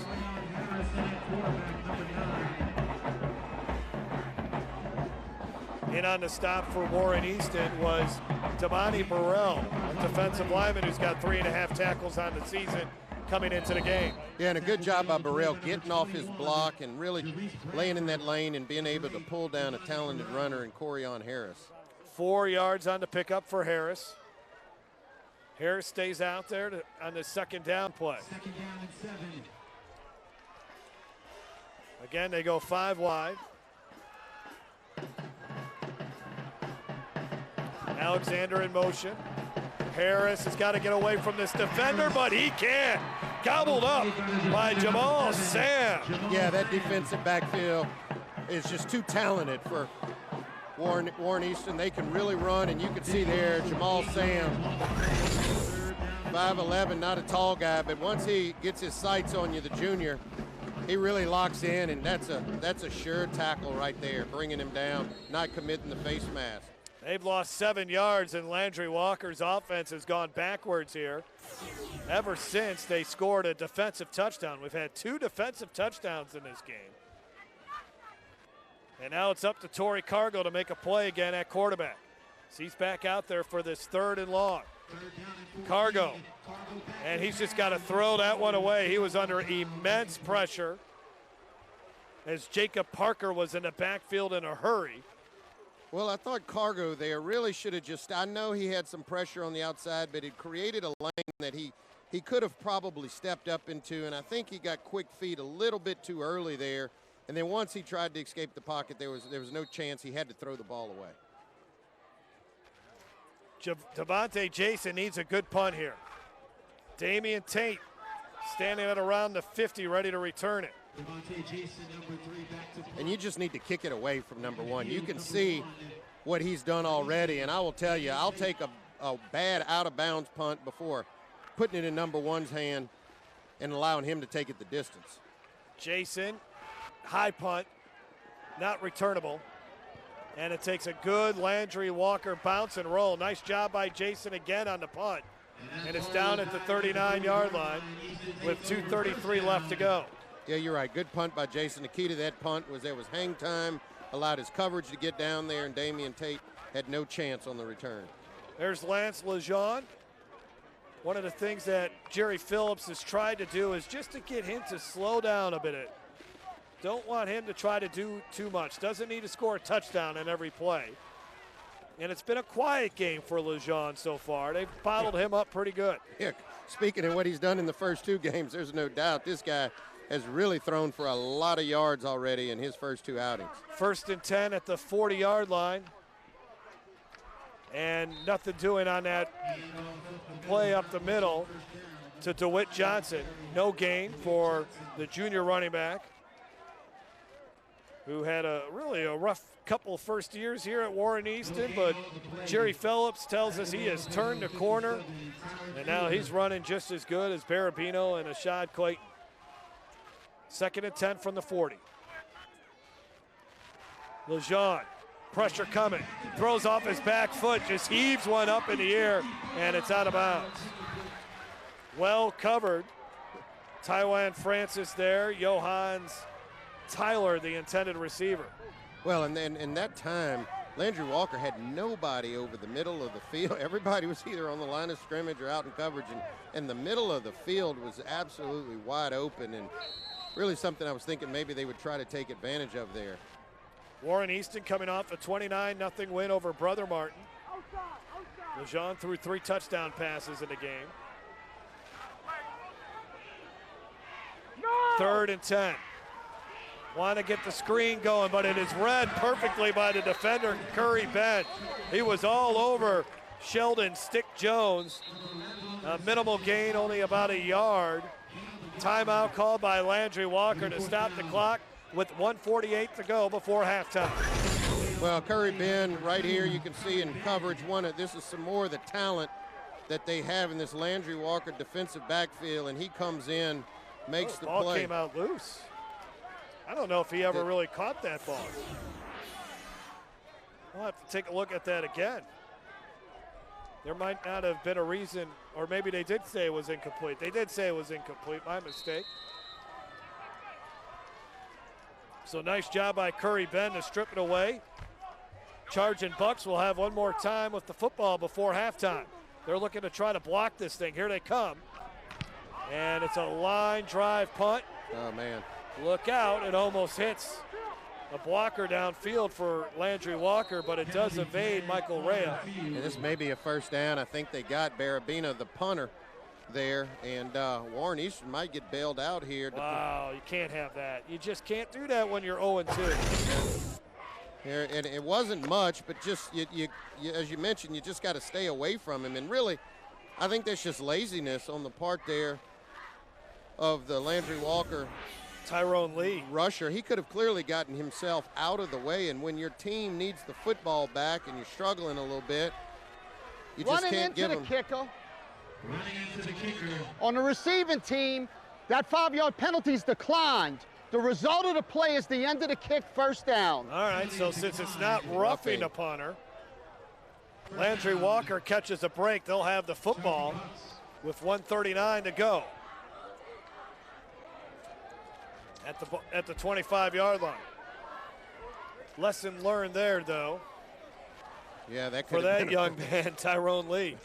He's breathing a sigh of relief on the sideline because I know he's catching an earful, and you can see it right there. The coach is like, "What are you doing? You're lucky this time," but that really could have cost us.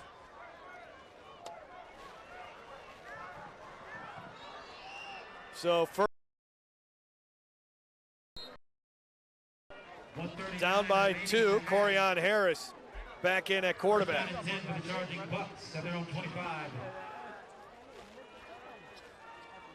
Alexander in motion. Harris will throw. There's Devontae Jason, makes the grab. Shy of the first down. Kimbrough all over him. A 9-yard pickup for Jason, his second grab of the night. In a well-designed play, what they're doing is they're trying to take Chad Alexander, line him up in the receiver position, have him come in motion. That brings a defender away, and then it leaves you one-on-one coverage with Devontae Jason, and if they can get that, they're going to take it all day. Landry-Walker not in a terrible hurry here, but they can hit a big play. Second down and a yard. 1 minute to go. Harris will throw again. Winds up. Going deep for Jason. Jump ball. Jason almost caught it. Almost caught it. Oh, the receiver said he caught. Well, one ref says he caught it. The other ref saying no way. No, that ball hit the ground. I think it. But I tell you what, he clearly went up and caught this ball, or almost caught this ball at the highest point. And really, this is just a jump ball. Again, they create the one-on-one coverage. Corian Harris just throws a jump ball, and Devontae Jason goes up and gets it at its highest point, and that ball clearly comes out. I mean, there's no argument. There's nothing to really get excited about because don't tell that to the Landry-Walker fans. They don't have the benefit of replay right now. Well, I'm letting them wait till the one really needs to be contested, but this one's not even close, you know. Great coverage by Kimbrough, by the way. 3rd down and 1.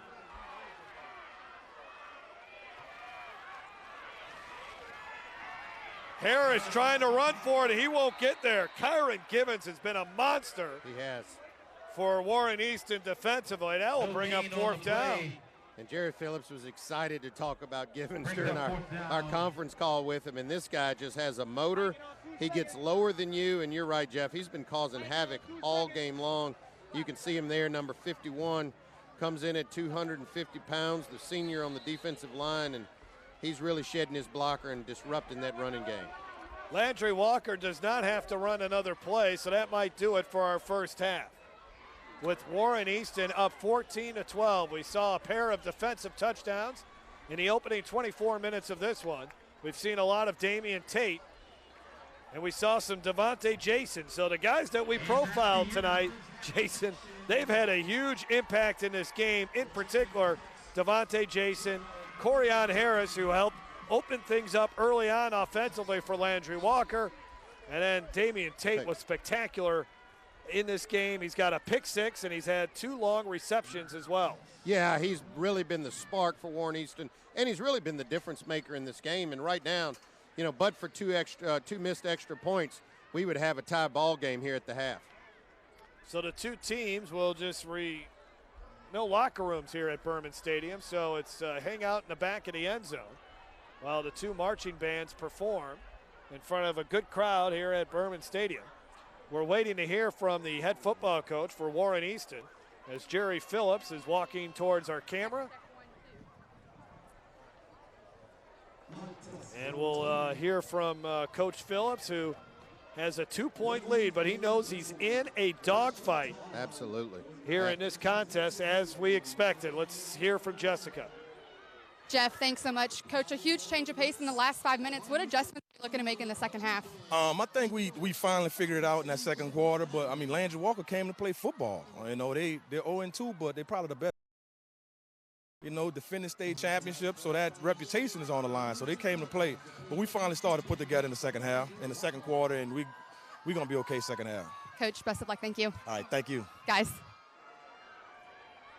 14-12 is our score. Warren Easton getting on the board finally in the second quarter and then taking the lead on his Damian Tate interception return for a touchdown. The Louisiana Farm Bureau Insurance halftime show coming up. Okay, listen up.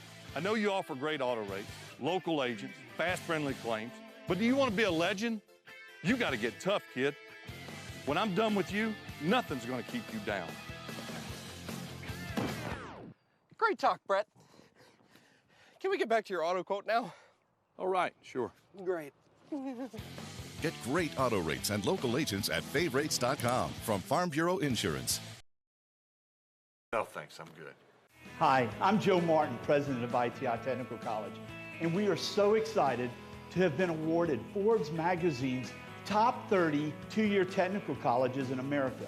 To achieve this award, ITI was recognized for our high scores in 1, earnings of our graduates, 2, quality of education, and 3, affordability. To learn more, we invite you to visit our campus or go online. ITI Technical College. Begin your journey to a better life.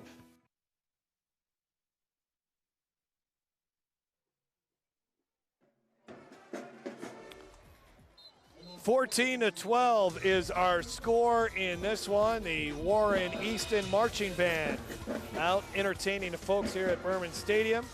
Jeff Palermo and Jason DeQuire, along with Jessica Province on the sidelines. It is the Louisiana Farm Bureau Insurance Game Time Halftime Show. Louisiana Farm Bureau Insurance, ready to serve you with auto insurance, homeowners insurance, life insurance, and more. Real service, real people.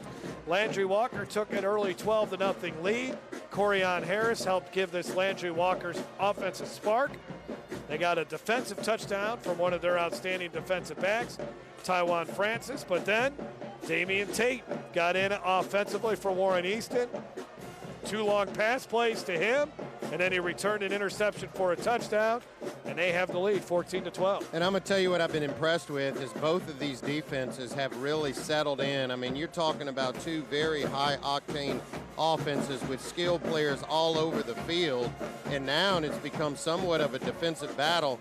I think for Landry-Walker, they know they want to get that run game going. Warren Easton's beginning to take that away, so they're going to have to do something through the air. And then on the other side, with Warren Easton and Lejean, they really haven't done much through the air either. He's been lighting it up in the first 2 games, but as you mentioned, the only thing that's really worked is some quick hitters to Damian Tate, so they're going to have to also make some adjustments on offense too. 14-12 is our halftime score. We'll introduce you to our teacher and scholar of the week from these 2 respective schools when we come back with more of the Farm Bureau Insurance Game Time Halftime Show. At Peak Performance Physical Therapy, we treat the athlete in everyone, from the blue chip athlete to blue collar worker. If your doctor prescribes physical therapy, ask for Peak Performance by name, getting you back in the game of life. If your business is looking for growth opportunities in the capital region, find out why Livingston Parish is the place to be. We have available sites, tremendous access to and from your facility. We have an excellent workforce pipeline, and our quality of life is second to none. To find out more, contact our office at 225-686-3982 or visit our website at ledc.net. Okay, listen up. I know you offer great auto rates, local agents, fast, friendly claims, but do you want to be a legend? You got to get tough, kid. When I'm done with you, nothing's going to keep you down. Great talk, Brett. Can we get back to your auto quote now? All right, sure. Great. Get great auto rates and local agents at favrates.com from Farm Bureau Insurance. How about some water? No, thanks. I'm good. You can live the dream life right now at Suma Crossing Apartments in Livingston Parish. Imagine luxurious and affordable living where it is safe and the school systems are awesome. A quiet community with a private, well-stocked lake and a cool, relaxing swimming pool. Easy access for Baton Rouge commuters or students at Southeastern. It's not a dream, it's real and waiting for you. Come see Suma Crossing, exit 19 on I-12. At Peak Performance Physical Therapy, we treat the athlete in everyone, from those who serve ACEs to those who serve others. If your doctor prescribes physical therapy, ask for Peak Performance by name, getting you back in the game of life.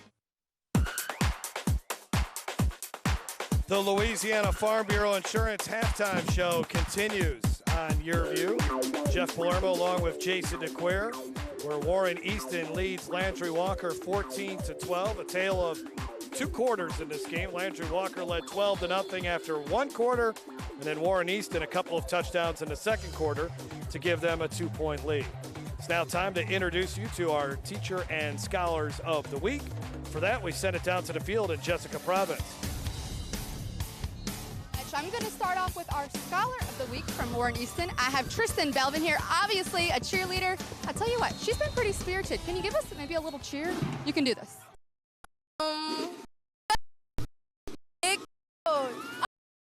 Let's go, boys. Learn a little bit more about you. What grade are you in? And you're obviously a cheerleader. What other things are you involved in? Not much, because cheerleading takes up all of my time, but I really love it, so it's worth it. What are you in? 12. Very good. So you're a senior. Do you have any college plans? I'm looking at ULL, Maybe Grambling, Southeastern, but I don't really know yet. What do you want to study? Education, English, secondary, high school. So have your teachers influenced you to kind of go in that? Most definitely. Most of my English teachers have been some of the most inspiring people I've ever had in life, and I really want to be that to someone else later in life. Tristan, that's absolutely wonderful. Well, congratulations on your Scholar of the Week honor. We're going to switch gears now to our Teachers of the Week. We have both our Warren Easton and Landry-Walker Teachers of the Week. ITI and Crown Trophy. I am joined now by Landry-Walker Teacher of the Week. I have Mr. Norman Smith, and I have Miss Rochelle Hillard with Warren Easton. I'm going to start with you, Mr. Norman. If you can hear me, if not, we can repeat because these bands are incredible. What do you teach at Landry-Walker? And how long have you been teaching? I'm a teacher over 20 years. Wow, so you have touched several lives. What's it like to be a teacher and to touch lives daily? I love it because I get to see my students be creative and produce things they haven't produced before. And my students travel all over the United States doing artwork.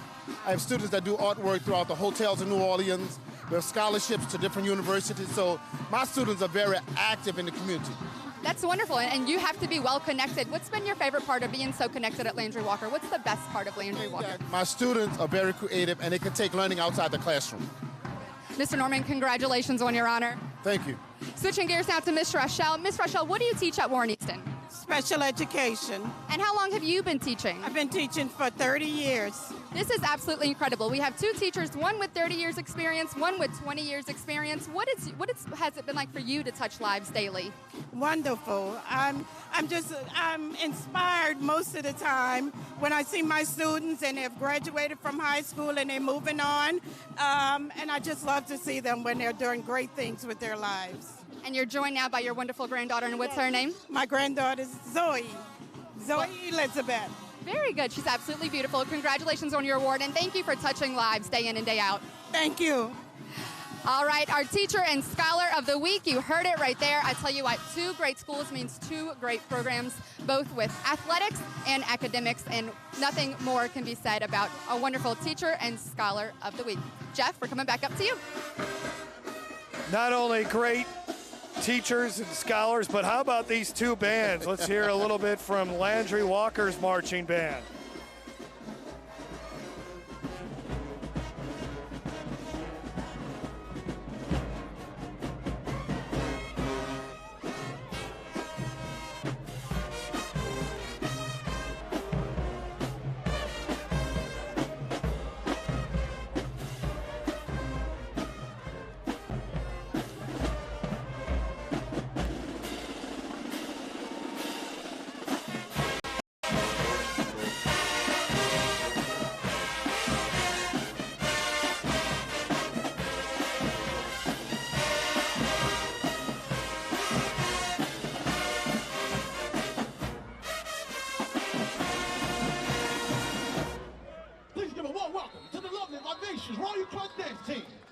Landry-Walker marching band putting on a show. These two football teams are putting on a show.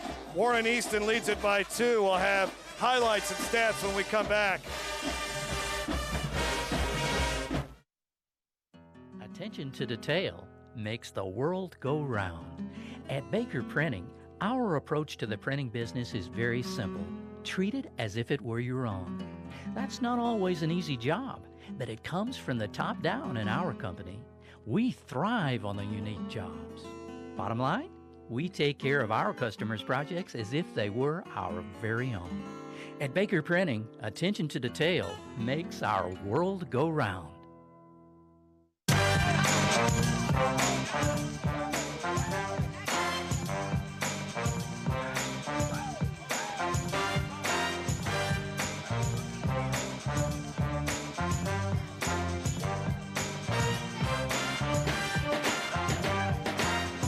Game time on YurView. Rummel at Escambia live. Friday at 7 p.m. Brought to you by Peak Performance Physical Therapy. Stronger, faster, better. Hi, I'm Joe Martin, president of ITI Technical College, and we are so excited to have been awarded Forbes magazine's top 30 two-year technical colleges in America. To achieve this award, ITI was recognized for our high scores in 1, earnings of our graduates, 2, quality of education, and 3, affordability. To learn more, we invite you to visit our campus or go online. ITI Technical College. Begin your journey to a better life. Louisiana's best barbecue is Podna's, smoked to perfection for fall off the bone good eating. Podna's Labor Day spread features ribs, chicken, pork, and 2 sides for only $24.95. That's right, feed 3 to 5 people for only $24.85. Available now through September 5th. Podna's, fast service for dine-in or drive-through, world-famous baked beans, and party pack headquarters. Remember the brand, Podna's. 2 locations, Florida, Don Moore, and Sherwood Forest at I-12. Louisiana Farm Bureau Insurance Game Time halftime show. Warren Easton leading Landry-Walker 14-12. Jeff Palermo along with Jason Quare at Berman Stadium for this one. Week 3 of the high school football season. Warren Easton came in with a record of 2-0. Landry-Walker 0-2. Landry-Walker wanted something positive to happen early on, Jason. They got that. They got the first 2 touchdowns in this game. They led it 12-0, but now Warren Easton is taking control of this contest. Yeah, it really has. Both of these defenses have settled in. You're right, Landry-Walker got the 2 quick scores and then really began to sputter on offense with that 2-quarterback system. They're using Cargo and Corian Harris, and they've kind of been slowed a little bit. And then Warren Easton with Damian Tate, man, he's special. I mean, he caught 2 quick passes, got him down the field in a hurry, and then right behind that, intercepts one and takes it to the house, and that's how you get your scores in this football game. Landry-Walker needs to get Chad Alexander going. That would really be a big lift to this offense that has struggled so far in the 2017 campaign. Let's look at your first half highlight. Looked like it was going to be a good night for Chad Alexander. That was his best run of the night. Got things going early on for Landry-Walker. That drive, though, the opening drive would eventually stall. You get a mistake there by Harris, unable to handle the snap. Warren Easton's defense all over him. But how about this on 4th down? Cargo hits Devontae Jason, the LSU commit. That's your first score of the night, 6-0. And then a fumble. Ball comes loose. Josh Smith forced it out. Tywan Francis, right place, right time, and it's 12-0 all of a sudden.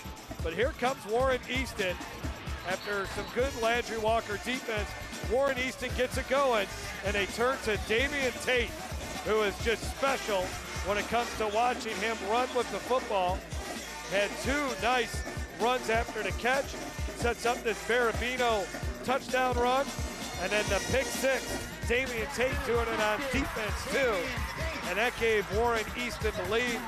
And they have a 2-point lead at halftime. One more play to show you to wrap up this first half. Corian Harris, nowhere to run as he is brought down to the ground very quickly by Jamal Sand. There's the look at your stats in this one.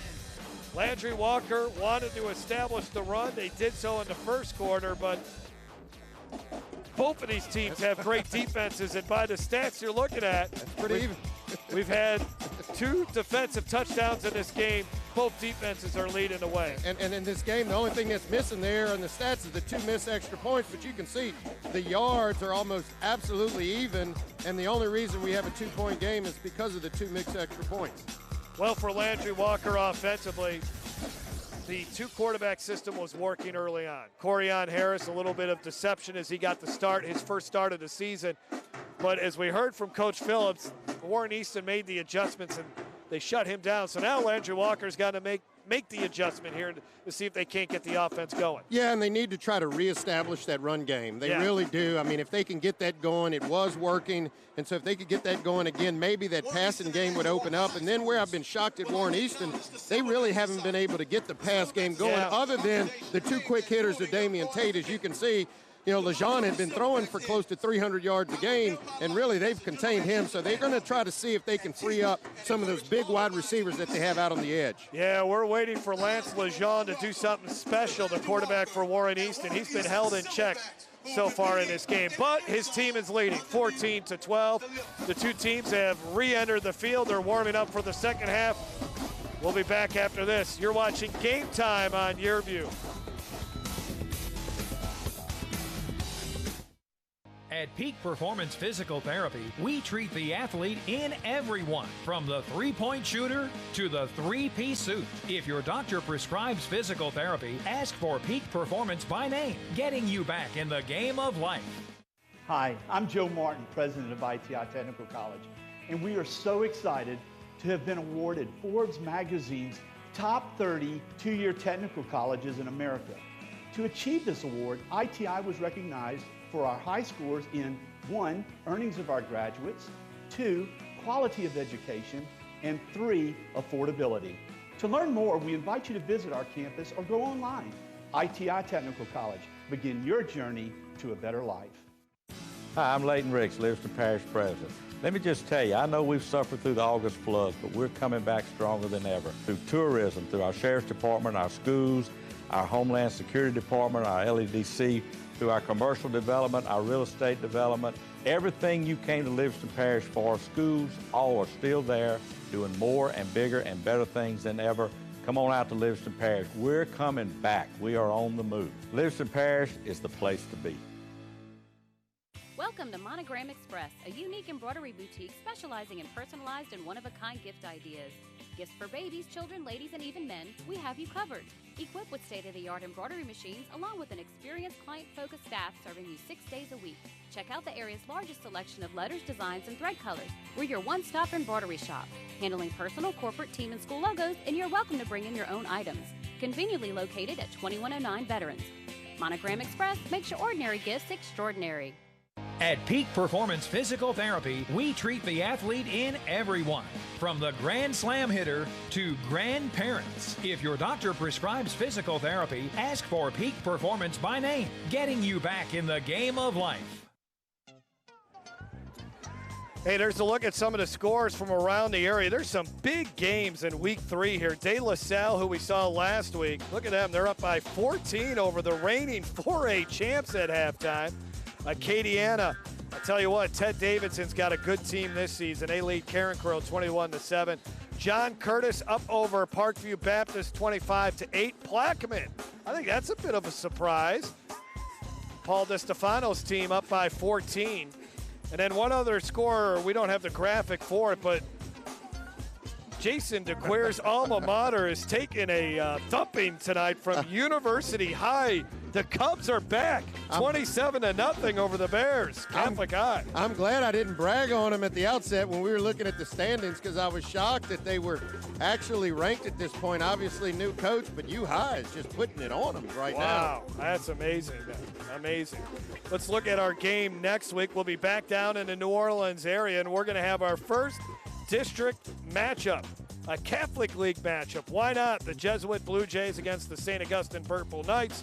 See if St. Aug has got things going. They've been missing their starting quarterback so far this season, and hopefully he'll be back for that game. We look forward to that one.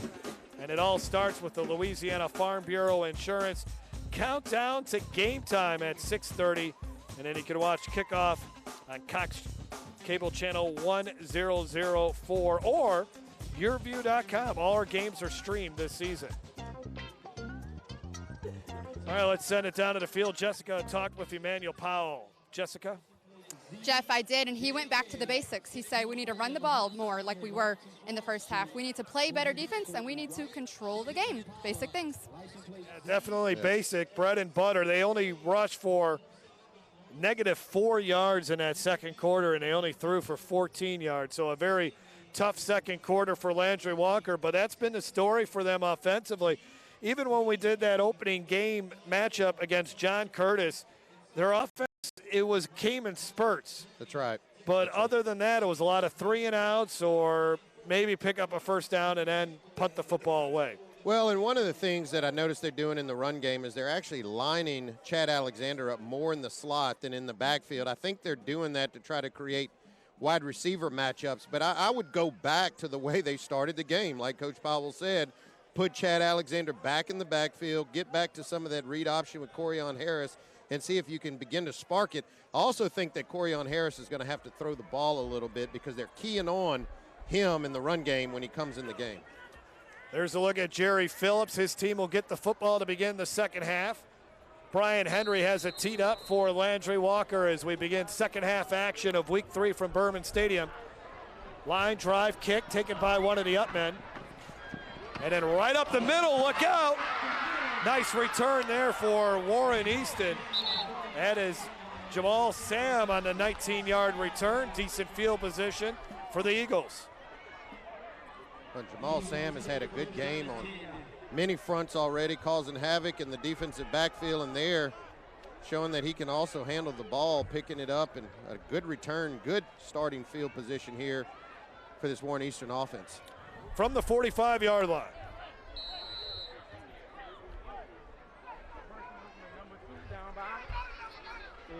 Barabino in the backfield with Lejean. And he is brought down right away, or at least stopped right away. Shaman Sullivan has been tough to block tonight. And I'll tell you, Jeff, I've been shocked. I mean, look, I know both teams want to run the football, but with Warren Easton, I've been shocked with the number of rushing attempts. Make no mistake about it, this team is a passing, kind of wide open offense, and they've kind of gone away from that tonight. Well, they had 0 rushing yards last week, and again, this is a huge offensive line. I mean, 300 pounds across with returning starters in Devontae Phillips, Devin Lewis. Here's a pass, and it's caught to the 45-yard line. There is Sheldon Stick Jones, who makes the grab. 10 catches on the season, his first catch of the ball game. They call him Sticks because when he showed up in the 9th grade, he was just skin and bones. Wanted to play quarterback. Didn't really work out for him there, but now he's an outstanding wide receiver and committed to Texas San Antonio. Or because he moves the sticks, just like yeah, he did on that. They needed that on 2nd and long. Lejean fires another one and another completion on the far side. And there is Jones again. See, this is Warren Easton football the first 2 weeks, and this is what I was thinking that they should come out and do in the second half. Really begin to, you can see how gifted Lejean is as a passer. Watch this out.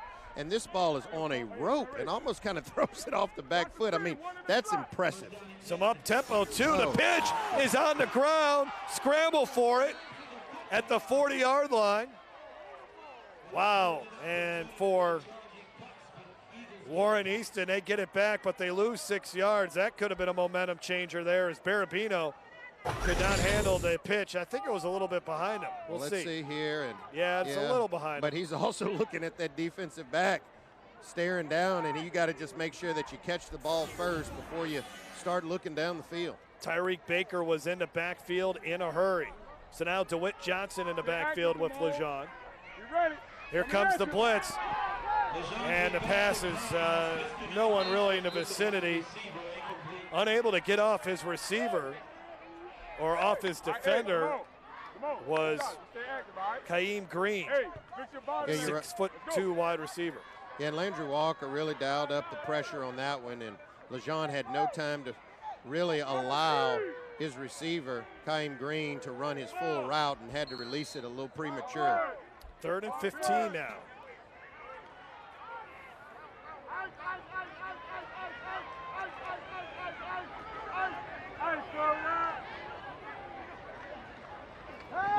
They rush 5. Lejean's pass is too high. Nearly intercepted by Damon Jason as coming across the middle of the field. For Warren Easton was Jamal Sam, it looked like. Nope, take that, Damien Tate. Yeah, okay. that's Tate. They needed a big play, and obviously they're looking for number 1, who's been their instantaneous big play guy, and just missed him off the slant there. Ball thrown a little bit too high, and even Tate couldn't come down with that one. So Landry-Walker's defense bends, but they don't break. Barabino to punt again. This time they do not hit him, and this is a good punt, I think. Yep, gonna take a nice bounce, and then down at the 13-yard line. Good. So a struggling Landry-Walker offense takes over after a 27-yard punt. They turned it over 4 times in the season opening loss to John Curtis. They've had an interception return for a touchdown tonight, and Torrey Cargo comes back out there to lead the offense. Stay ready, stay ready, stay ready. Good look at Damian Tate there. As we mentioned in the outset, a two-way player, very versatile player. When we talked to Jerry Phillips, Coach Phillips, he said, look, Tate may not come off the field, and he can do it. He's in great shape, and he can play the whole game, and you can see him there back on the field. The running back is Mosley Junkeem. Play action fake. Chad Alexander is going to be taken down in a hurry. Christian Triado on the tackle, 4.5 tackles coming into the game. Makes a nice tackle there after a 2-yard gain. Well, it's almost like Landry-Walker is just conceding this defensive front here of Warren Easton, because they are not allowing Chad Alexander, where we saw him very successful in the backfield. They're keeping him in the slot, and they're trying to get him the ball either on reverses or little quick hitters. Devontae Jason's lined up in the slot. Nobody on him right now defensively. I mean, nobody. Oh, and then dropping the ball was Cargo, but got a good bounce as he gets it up to the 21-yard line. 5 yards. Triado again on the tackle for the Eagles. 3rd down, we have a whistle. Officials timeout. Guess there's a ball on the field. Wrapper or something, I don't know. That was some of the balls they were throwing at halftime. Got to get that deal out of there.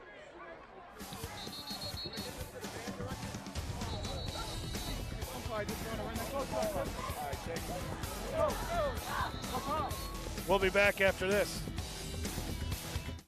Hi, I'm Joe Martin, president of ITI Technical College, and we are so excited to have been awarded Forbes magazine's top 30 two-year technical colleges in America.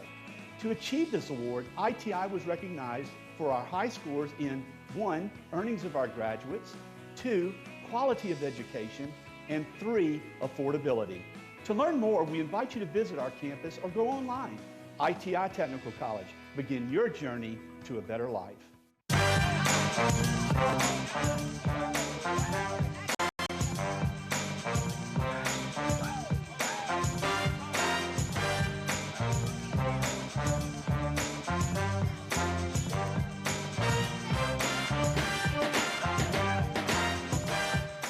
Game time on YurView. Jesuit at St. Augustine live Friday at 7 p.m. Brought to you by Peak Performance Physical Therapy. Stronger, faster, better.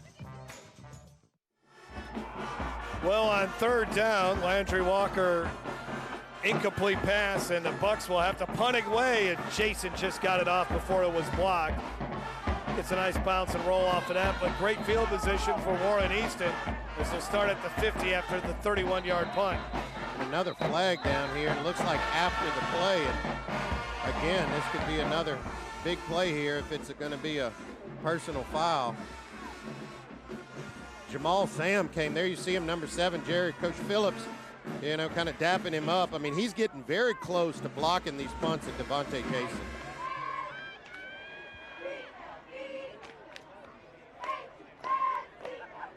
Let's get the call here. And something happened right around the 30-yard line of Landry-Walker. That's where the flag is sitting out on the field. And this could be whichever way it goes, it's going to be a big call, because Warren Easton could be in excellent field position, or either Landry-Walker's going to get a personal foul on the receiving team, a blindside block, number 42. That's a 15-yard penalty, a set the kick. The receiving retains the football, 1st and 10. Jason Allen, the guilty party there. Jerry Phillips very upset. Let's take a look at his reaction after he saw the infraction. Not a very happy man. Yeah, I mean, because you're now, like you said, your offense struggling a bit. You got the football almost in Landry-Walker territory, and now you got to back up almost to your own 30 and start this offense. So that's a big, big field position difference. That was 3 whys. He asked him why 3 times. I don't know if he ever got an answer either. Here's the pitch, ball on the ground again, and that time I think Landry-Walker has it, and they do. 2nd turnover of the night. A little careless with the pitch game, and it's Josh Smith with the loose football And great field position now for the Chargin Bucs. Well, I'll tell you what, both of these teams need to wake up because the ball has been on the floor a lot, the ground a lot. You know, at the opening of the second half, this is the second time we've seen Warren Easton struggle with the pitch, and then earlier we saw Cargo kind of fumble the ball, and this is very fortunate for Landry-Walker to be able to dive on that ball after having punted, and now in Warren Easton territory, knocking on the door here. From the 40-yard line of the Eagles, Corian Harris. Straight ahead, and look out, Bubblegum wrapped him up. Are you kidding me?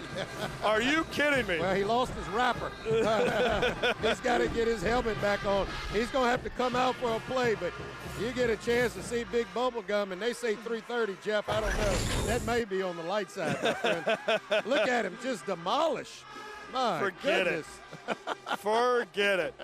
Come Hey, back next week. I don't even think he knows his helmet is off, Jeff. Oh, you got to love the excitement by Big Bubblegum Holmes. Yeah, I like that. That's fun. Could you imagine watching him carry the two-point conversion in? Second down and 13. Corian Harris still out there at quarterback. This is 4-down territory, in my opinion, for Landry-Walker. Alexander in motion. Harris will keep it. Has time to throw. Alexander says, give me the ball. Here he goes. And a great open field tackle again by Warren Easton. And how about that? Triano got another tackle. There is a flag on the play.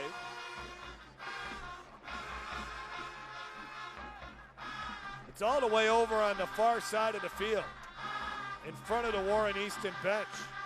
Well, and they already had one warning earlier, so if this is on the bench, it's not going to be a warning anymore, but let's see. I think it's holding. Yeah. Well, now it might not be 4-down territory anymore.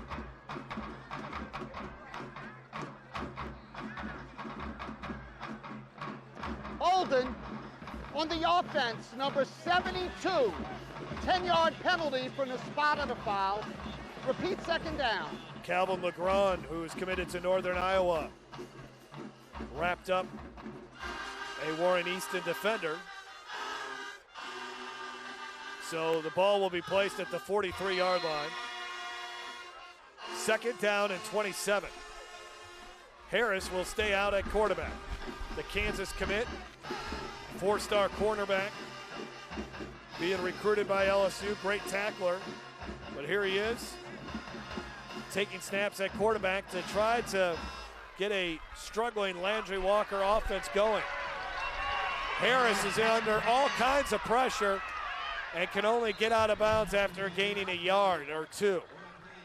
That was Givens again, applying the pressure, and again, Coach Phillips talked about him. He's really high on Givens. He says he's not the tallest, but he's definitely got a motor there, and they just can't get him blocked. He's the first one to break through and to cause that pressure on Corian Harris, causing him to scramble, get out in the pocket, and good containment there by Warren Easton. The skill position players obviously look very different for Landry-Walker than last year's 5A championship team, but that offensive line is all back from last season.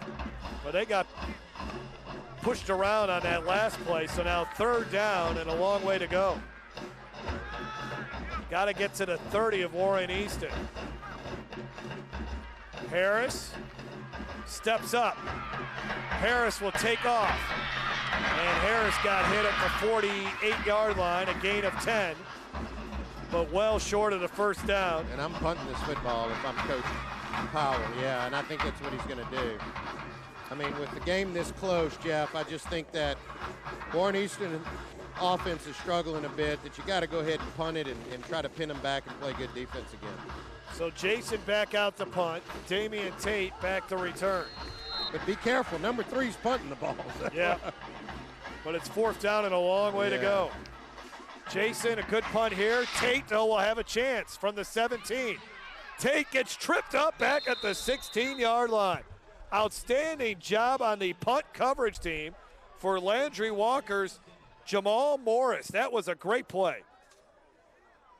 Yeah, it really was, because anytime you can get down there and tackle number 1, that's huge, because if he gets his momentum going and gets to the outside, it's watch out. And now, good punt by Jason even better coverage, and now Warren Easton's backed up in their own territory. 5:29 left to go in the third quarter. Neither team has scored in this third quarter. We'll take a break. More coming up on Game Time on YurView.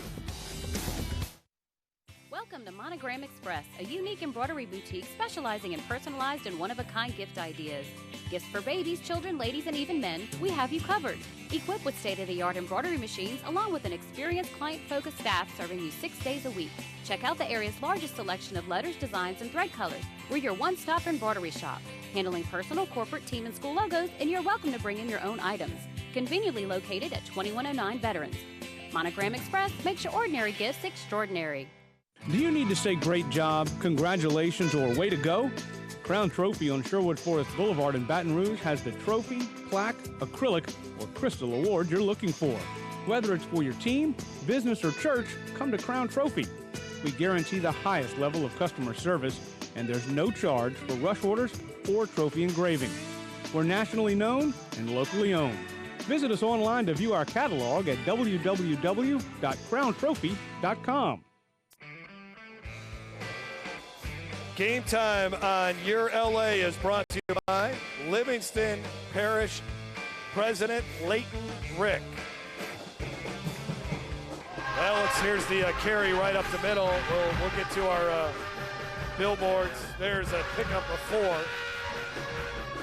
4. Again, Livingston Parish President Leighton Ricks welcomes one and all to one of the fastest growing parishes in Louisiana. Livingston Parish, the place to be. Also by Monogram Express, we make ordinary gifts extraordinary. And by Louisiana Lift. At Louisiana Lift, we're always on call. Lance Lejeune has been silent in this game after 3 touchdown passes last week. He has not thrown one tonight, but his team is up by 2. Second down from about their own 20-yard line. Lejeune looks like he's changing the play. Hard run up the middle by Barabino to the 25.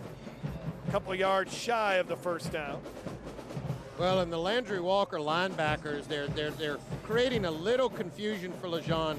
They're starting in their linebacker position and then slowly walking up to the line of scrimmage and then backing off in coverage. And so Lejeune's trying to figure out, are those linebackers coming or are they dropping off in coverage? And I think that's created a little confusion for him. And you can see a good look right there. Daniel King. 3rd and 2. Lejeune keeps it. And a nice job by Landry-Walker to stretch it out, and he is, it's going to be close, but I think he's short. I think he's a yard short. Lance Lejeune tried to go around the left end, but ran into a bunch of yellow jerseys. Tried to cut it back to the middle of the field and did not pick up much. And you got to think Coach Powell and his strategy on defense is, look, I've got probably the best defensive backs in the state. And so I trust them, out there on coverage with some of these wide receivers. Maybe the exception there is Damian Tate. And so he's taking chances on defense. He's bringing those linebackers up. He's shutting that run game down. And you got to give credit to these Landry-Walker defensive backs because when Lejeune drops back, it's just not there for him. Lee Burkeen, publisher of Louisiana Football Magazine, said in our Louisiana Farm Bureau Insurance Countdown to Kickoff pregame show, 6 Division I defensive backs Landry-Walker has on their roster. Well, I mean, you saw Tywan Francis. You know about Corian Harris. You got Damon Johnson, Curry Ben. I mean, these guys are exceptional, and they've all made good plays tonight. And you see Warren Easton is shy by a few inches of the first down. So Emmanuel Powell's defense may have forced a 3 and out. I don't think Warren Easton will go for it. Jason, it's been a while since we've had a low-scoring game like this. I mean, this is, for today's day and age of high school football, this is low-scoring.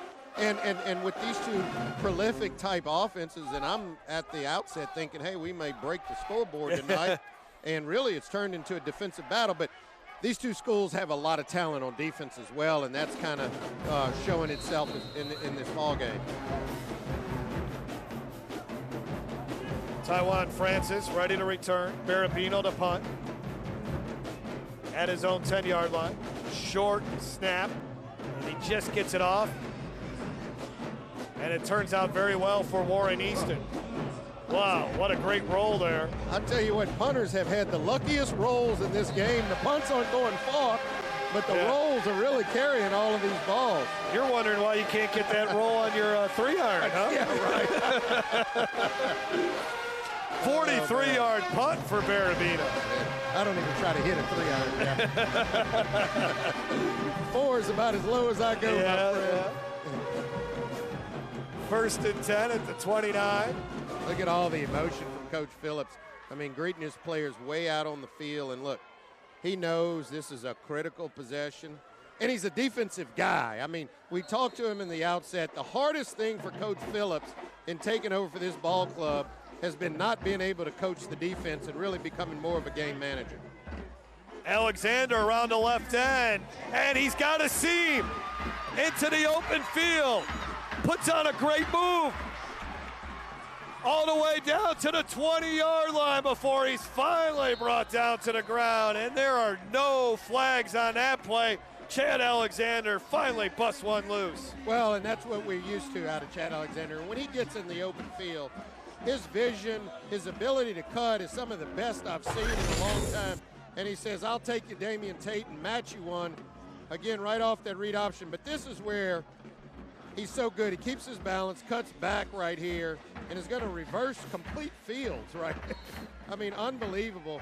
Almost Barry Sanders-esque, and just keeps plowing and wheels forward, falling forward.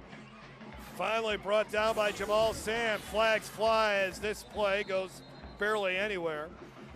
Brought down in a hurry. It was Junkeem Mosley, a sophomore running back, 5'7", and it looks like it's going to go against Landry-Walker. And now we have a Warren Easton player who looks to be crampy in the middle of the field. Holden on the offense, number 72.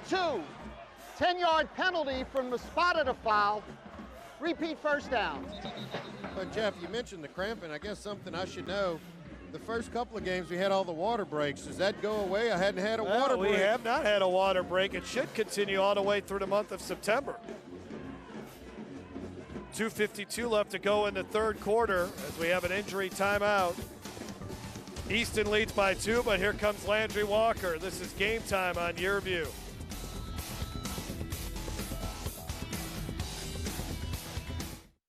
At Peak Performance Physical Therapy, we treat the athlete in everyone, from the Grand Slam hitter to grandparents. If your doctor prescribes physical therapy, ask for Peak Performance by name, getting you back in the game of life.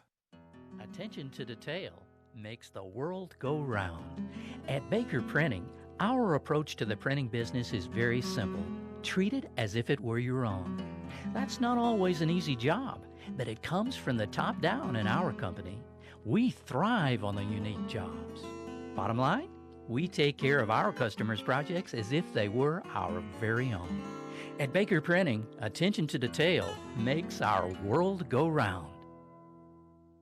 At Peak Performance Physical Therapy, we treat the athlete in everyone, from the three-point shooter to the three-piece suit. If your doctor prescribes physical therapy, ask for Peak Performance by name, getting you back in the game of life. Don't miss any of the action. Go to yourview.com/football and sign up for the Game Time newsletter to get the previous week's highlights, stories, and recruiting news, along with a preview of the upcoming week's matchups delivered straight to your inbox. First down and long, Cargo to throw, going deep. Jason is there, and he can't get to it. Kimbrough on him like a glove.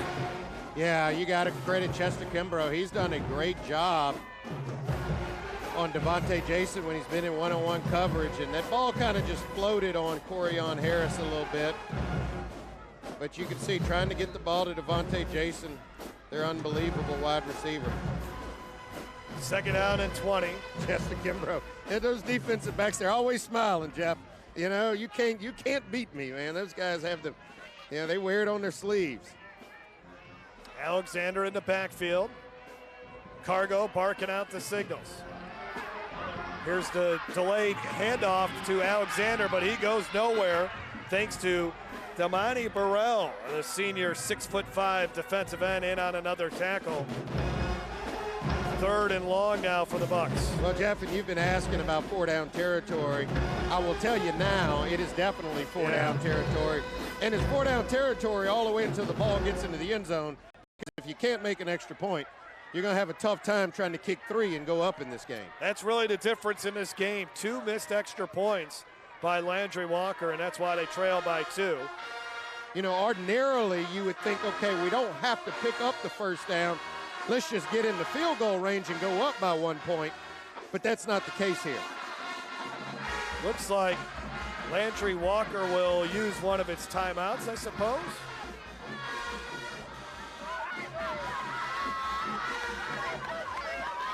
Terrific atmosphere at Berman Stadium between these two neighborhood schools.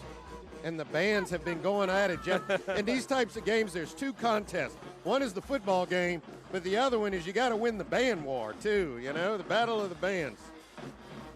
Well, we weren't able to introduce you to the other Scholar of the Week during our Louisiana Farm Bureau Insurance halftime show. Let's do that now, Jessica.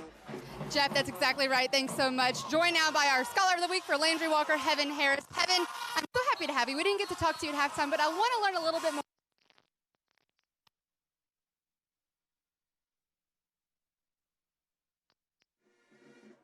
Right.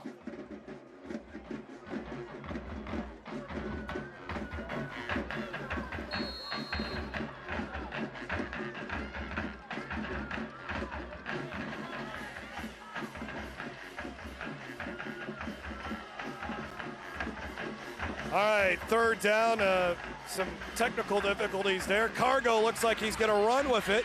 Cargo will go down to the ground at the 33-yard line. So now it's 4th and long. Well, the thing about that design there, if you know you're going to be 4-down territory, they ran all of their wide receivers deep. You would have thought that they would have kept somebody in an intermediate route to at least pick up a big chunk of it. But all their and Warren Easton was clearly in a zone there, and so they don't pick up anything, and they've got a long ways to go here to even get a first down.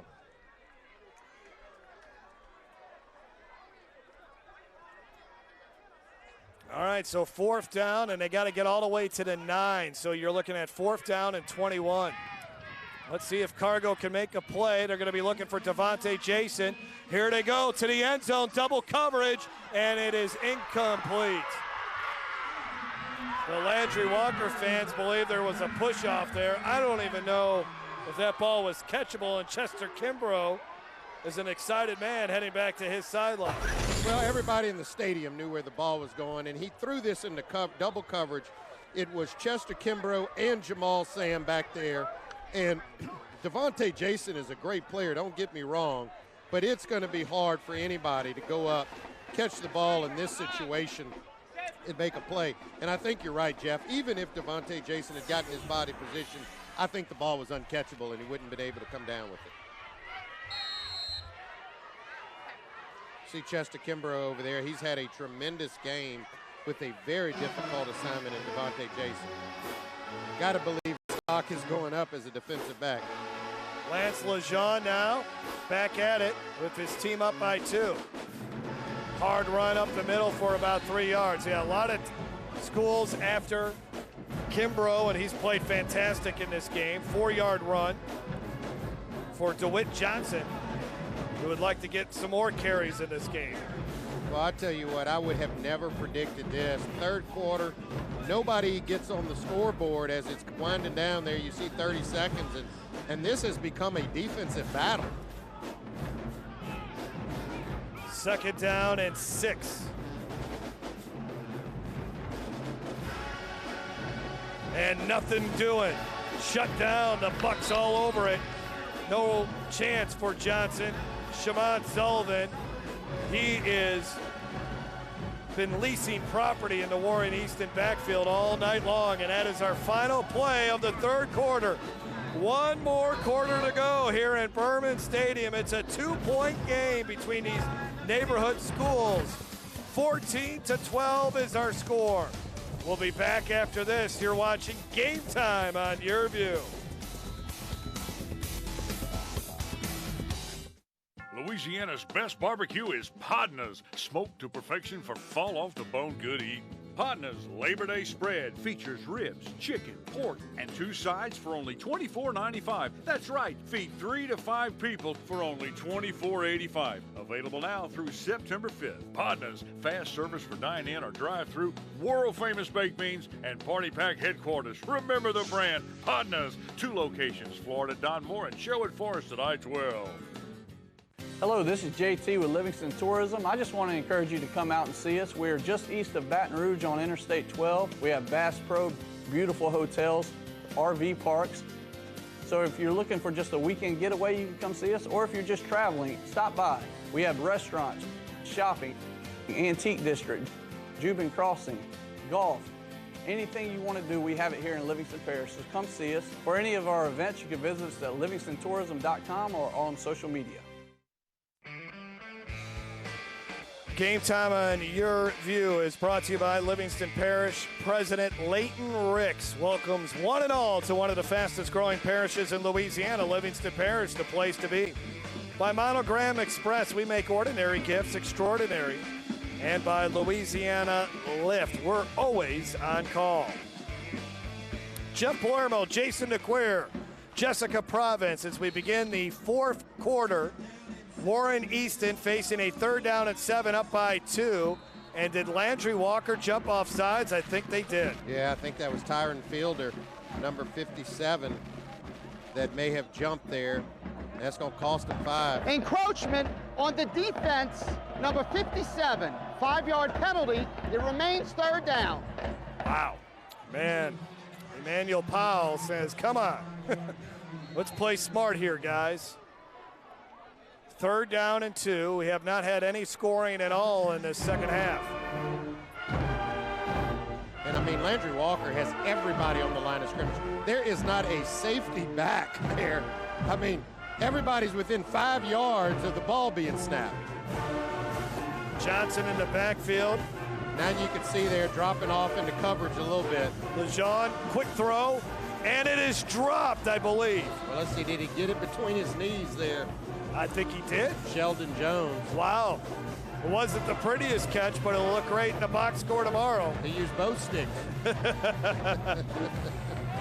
Somehow hung on to that one in a 3rd down conversion. 1st and 10 at the 43. Boy, that 5-yard penalty came back to hurt Landry-Walker there.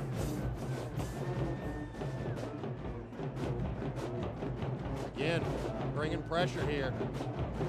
Up the middle, Johnson for a few yards. Finished off on the play by Tyreek Baker. Fell forward for about 5. Well, this is really interesting. I mean, Landry-Walker is just, I mean, they are dialing up the pressure and willing to take chances.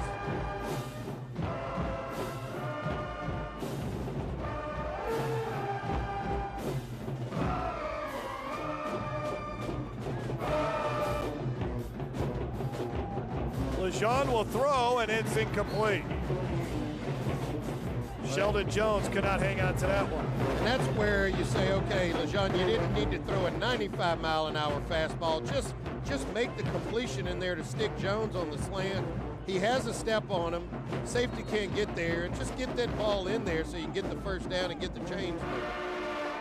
Another 3rd down opportunity for Easton. He does have a cannon for an arm. He displayed it there, but yeah, he needed to throw the changeup there instead of the fastball. 3rd down and 6. LeJean fires another one, and that one skipped into the receiver's hands. Damian Tate. So 4th down. I think you got to punt it, Jeff. I know they don't want to, but eventually we're going to get somebody's going to go for it at around midfield on 4th down. Yeah, well, that clock's got to be a little bit less than what there is. And I mean, you've played a game this close, and it's 10:52. Yeah, you got to kind of let this thing play out and not make a mistake, give the other team life by giving them the ball in your own territory. 2 men back to receive for Landry-Walker. You got Alexander along with Tywan Francis. Confusion here on the punt team, shuffling players out late. see if they can get this thing off. Oh, bad snap, but Barabino handles it and gets off a decent punt considering the circumstances, but the bounce does not go his way. Let's send it down to the field in Jessica Province. Jeff, we're going to give it one more try, joined now by our Landry-Walker Scholar of the Week, Heaven Harris. Heaven, what grade are you in here at Landry-Walker? I'm in the 10th grade. And what are you involved in? I'm involved in track, cross country. I'm in a film program called the Cool Cooperative, and I'm in choir. Tell me a little bit about that film program. That's probably unique to a high school.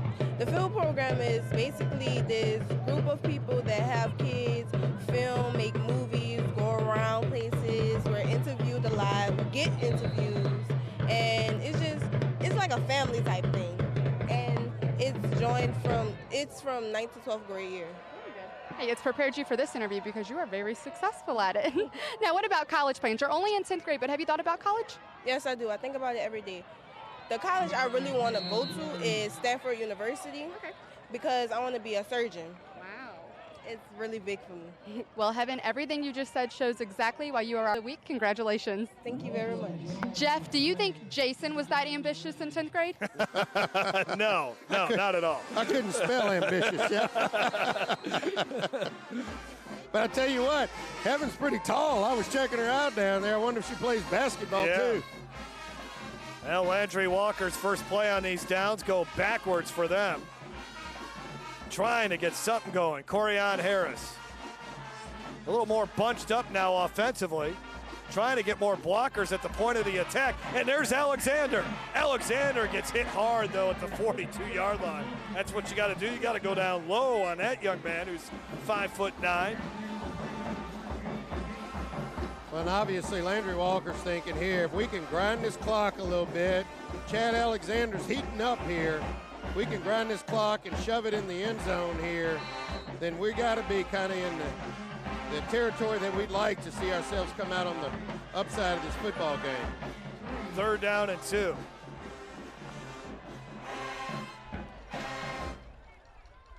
Harris fakes the handoff, and I think he's got enough for the first down. That was some determination there. Yeah, and a quick burst there by Corian Harris. And I think they're going to probably kind of go with this pound and ground running attack here. Chew up the clock, pick up yards, get first downs, and you can see there is no hurry on the part of this Landry-Walker offense right now. Working the clock.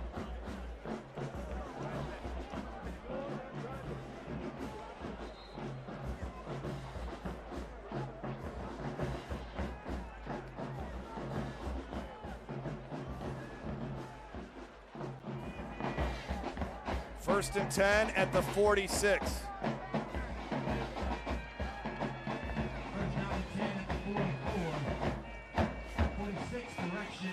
Harris got smashed at the line of scrimmage. Oh boy, they continue. Jason Allen getting in on the tackle party for Warren Easton tonight. 2nd and 10. Good look at Corian Harris getting instructions from the sideline. As you can see, everything coming in from the sideline, all the signals going straight into the quarterback, and he'll go into the huddle or kind of shadow huddle there. All the receivers are at the line of scrimmage, get the thing called, and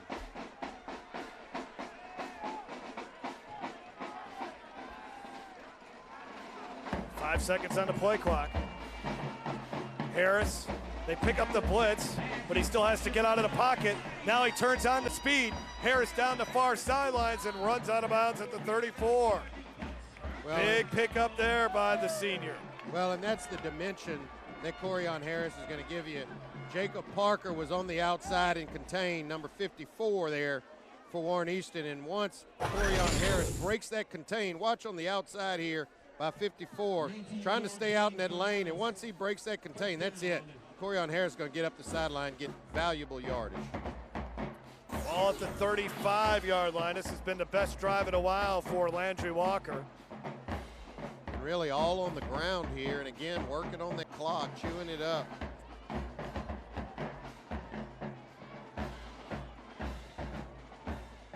Alexander in motion.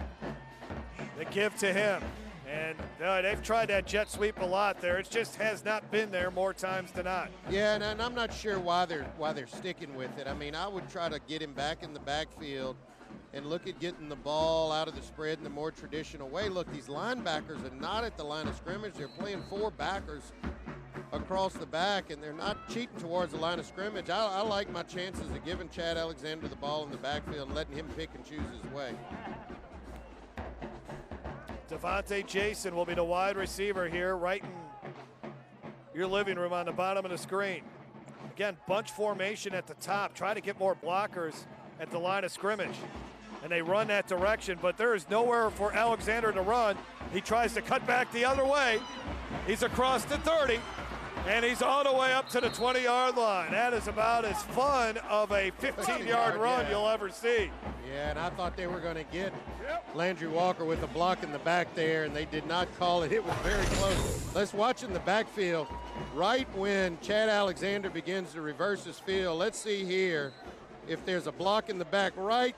Ooh, I think they may have missed one there. Very fortunate there, but Chad Alexander able to get down the field. Inside the Livingston Parish Economic Development red zone. Watch right here is where I think, boom, that's a clear block in the back there. They are lucky there that didn't get called. So 1st and 10 from the 18. Harris over the middle, and oh boy, it was almost intercepted as it was not a good pass. Jason was the intended receiver, but he missed him badly. Well, that's similar to the play he scored on earlier, sort of that quick slant, but the difference was Cargo was playing quarterback and threw an accurate dart in there. That time, you're right, it was some high heat and left, and fortunate that they get that ball back. 2nd and 10 at the 19. You see Damian Tate there kind of in that free safety position. And you know he's going to be kind of keeping his eyes on number 3-2. You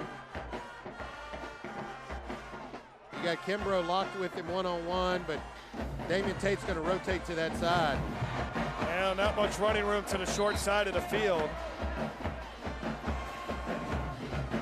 by John Keem Mosley. 3rd down and long.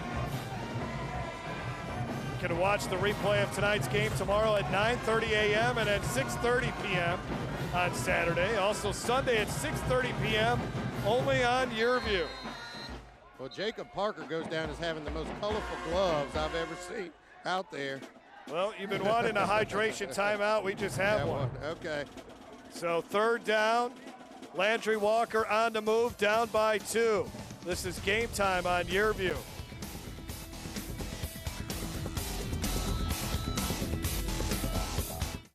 At Peak Performance Physical Therapy, we treat the athlete in everyone, from the blue chip athlete to blue collar worker. If your doctor prescribes physical therapy, ask for Peak Performance by name, getting you back in the game of life. You can live the dream life right now at Suma Crossing Apartments in Livingston Parish.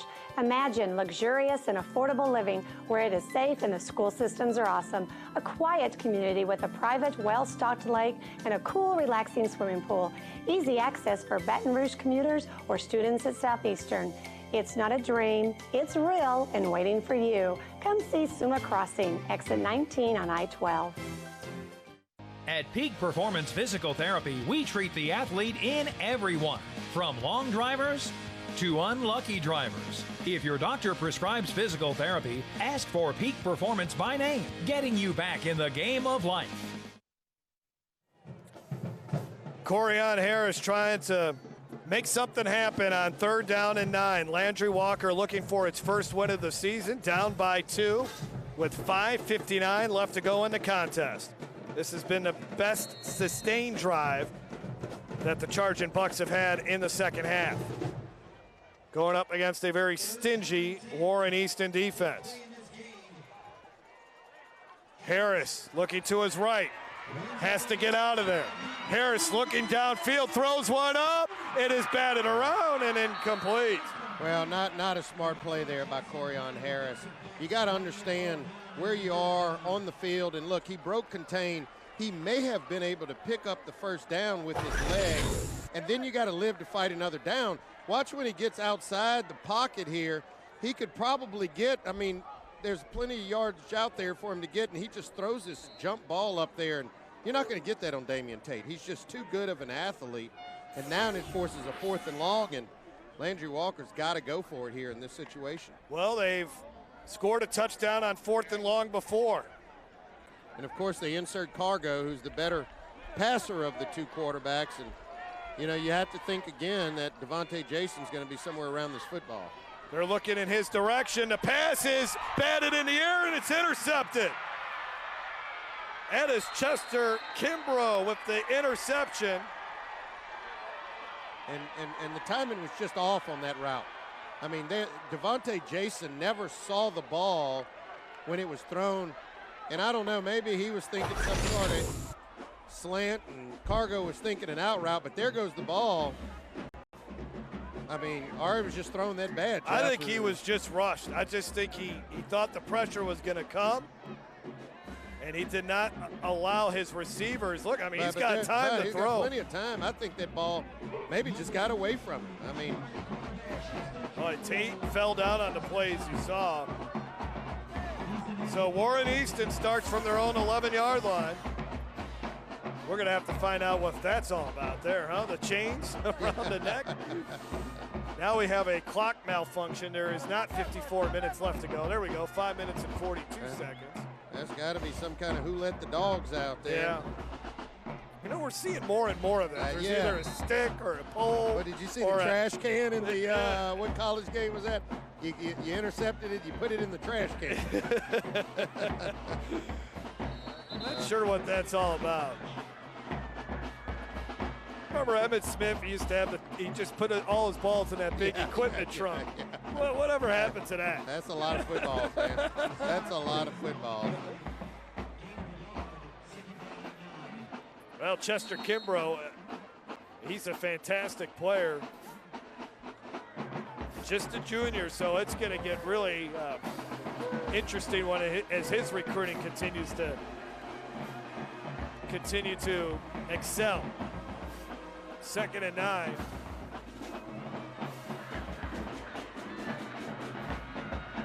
Landry-Walker playing a bit more conservative on defense. Not as many people around the line of scrimmage. Yeah, we got a whistle and a flag. What if the clock expired on him? The play clock. There's 0 on the play clock. Boy, this is a big hold for Landry-Walker. There's no foul for delay of game. Timeout was called by Warren Easton before the clock ran out. 4:50 left to go in this contest. It's been a good one from Berman Stadium.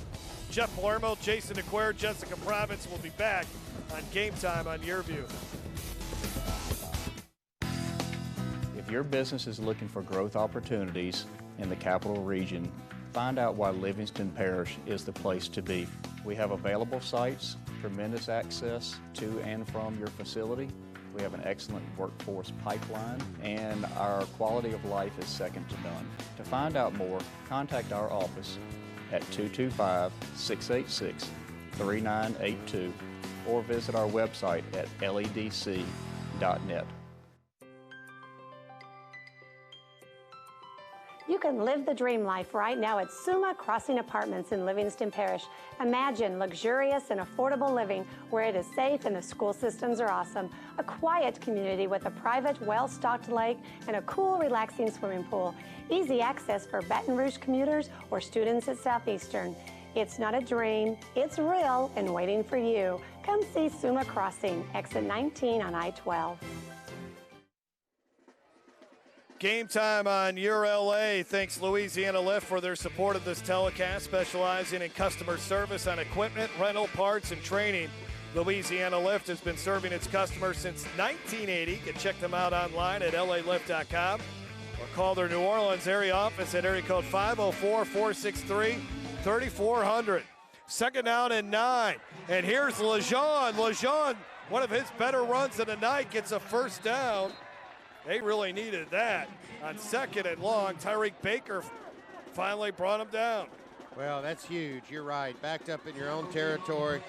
4 minutes left to go. 4:43 left to go in this game. You're down by 2. And you don't have any choice but to begin to move the chains and move the sticks, and that time LeJean did it with his feet.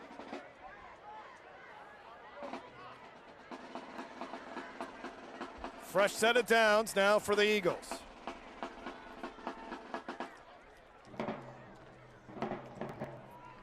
Barabino on the carry, not much doing there. Tyreek Baker, along with Kevin Smith. Well, if you got a 4-minute offense, this is the time to use it, Jeff. I mean, we're right at the 4-minute mark, down by 2. You know, you can see Warren Easton not panicking. I mean, this is a well-oiled program and machine, and, you know, they've been in these situations before. Obviously, still methodical with the football. Ranked number 2 in Class 4A. With the possibility of moving up to number 1 if they win here tonight. 2nd and 8, the pitch. And that is Ashad Clayton getting a chance to carry the ball for the first time since the first half.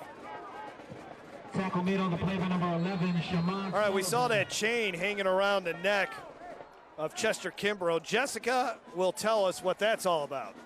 Jeff, it is really a big old piece of jewelry. So as a Warren Easton Eagle makes a big play or a good play, as they come off the field, they're greeted with this chain.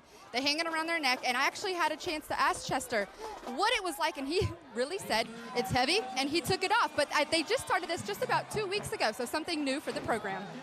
3rd down and long. LeJean going deep, and it's dropped. Oh, that could have been the ball game right there if Tyler was able to hang on to it.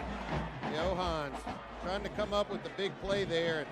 I know the free safety was coming over. He's thinking about the big hit there, but that's where you just got to come down with one for your team here. And LeJean drops it in, throws a dime right in between 2 receivers, and he's thinking he's about to get his head knocked off, and you just can't lose focus there. And I'm actually shocked here, Jeff, you saying going for it on 4th down. I'm a little shocked with 3 minutes left that they're punting this football. Give credit to Damon Johnson. Looked like he got a hand in there to knock that ball loose.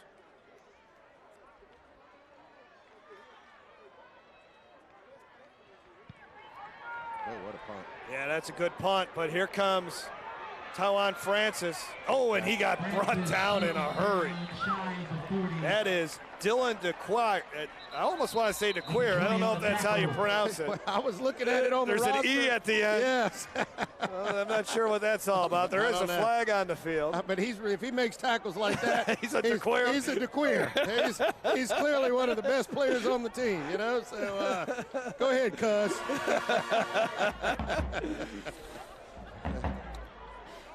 I've seen it spelled all kind of ways, Jeff. All right, I'm going to go with DeQuire now. Here's Iggy Christiana, our referee again.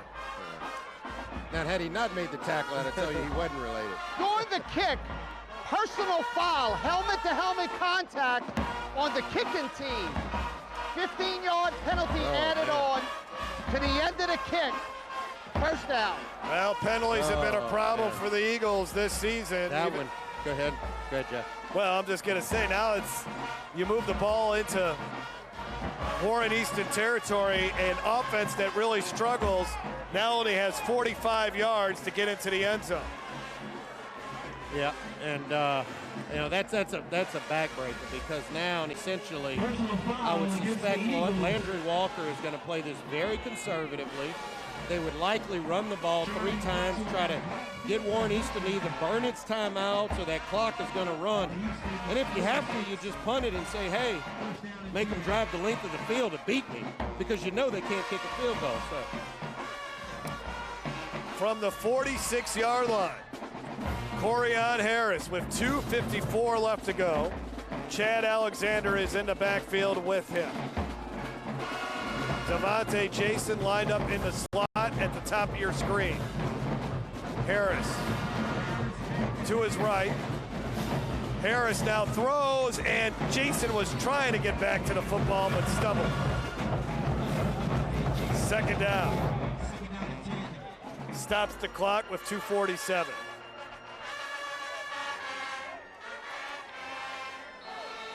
Interesting that Harris is out there, not Torrey Cargo, but Cargo, after a good start in this game, has struggled lately. And now we have an injured lineman, Jaron Lee, on the ground, and the trainers will come out to and attend to him.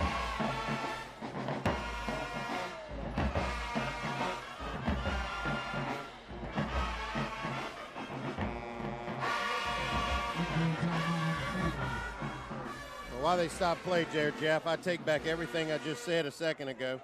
Obviously, Landry-Walker is the one who needs to get the ball in the end zone, so they can't kill the rest of the clock. They've got to get down there and score the football. We'll take a break looking at the right knee of Jaron Lee. You're watching Game Time on YurView. At Peak Performance Physical Therapy, we treat the athlete in everyone, from the soccer star to the soccer mom. If your doctor prescribes physical therapy, ask for Peak Performance by name, getting you back in the game of life.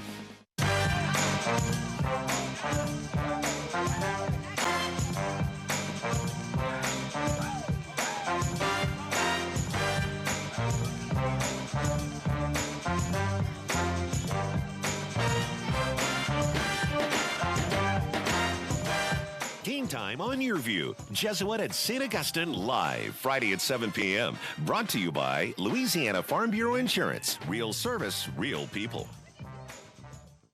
At Peak Performance Physical Therapy, we treat the athlete in everyone, from those who serve aces to those who serve others. If your doctor prescribes physical therapy, ask for Peak Performance by name, getting you back in the game of life.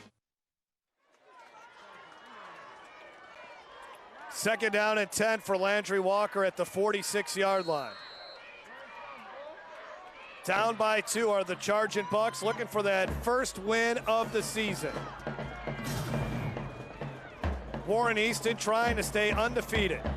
Harris able to evade one tackler. Now Harris able to get out of bounds. Boy, could have been a loss of 5. Instead he picks up 5. Well, an exciting run there by Corian Harris. And, you know, kind of why Emmanuel Powell has him in the quarterback position, because when there's nothing there, he's the best of the quarterbacks to make something happen out of nothing. And here you see getting back outside. That's really where he's done most of his damage tonight, is getting outside of that contain and picking up valuable yards. Third down and 5.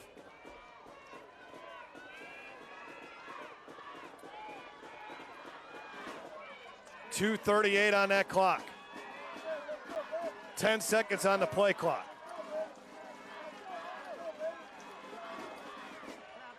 Uh-oh, Harris in trouble, and down he goes. Lovell Otis, his second sack of the season, the senior, and now it's 4th down and a long way to go for the Bucs. Yeah, Lovell Otis is coming up from that linebacker position. See him right on the outside there, and that's great containment on Corian Harris, knowing that he wants to get to the outside. That's a big-time tackle. Emmanuel Powell calls timeout with 2 minutes and 10 seconds left. This is it. I mean, they got to convert here, Jason, or this one will be over for Landry-Walker. That's right, and you probably think that Cargo is going to go back in the game here, Jeff. He's the better of the two passers. We've seen Corian Harris struggle a little bit with his balls in the air tonight, and you see number 6 there clearly in the middle of the screen. He's getting the instructions right now from Coach Powell. So he's likely going to be your guy for what could be either a big first down pickup or essentially the last meaningful play of this football game. Warren Easton is at Bell Chase next week, while Landry-Walker will be facing East Jeff. I mean, would you think that we would have gone a quarter, almost 2 quarters, and not a single point scored in the second half with these two offenses and these two teams? I mean, would have never imagined this in this type of game. Well, fans getting hyped for this. Warren Easton knows they need to make a play on 4th down, and Torrey Cargo is back out there at quarterback. And you know what I do? I throw a little pass out to Devontae Jason here and tell him to go get 10 yards. Yeah, I still think you got to throw it behind the sticks. You just let's see. You can't risk it being short. Cargo throws deep. Jason batted away.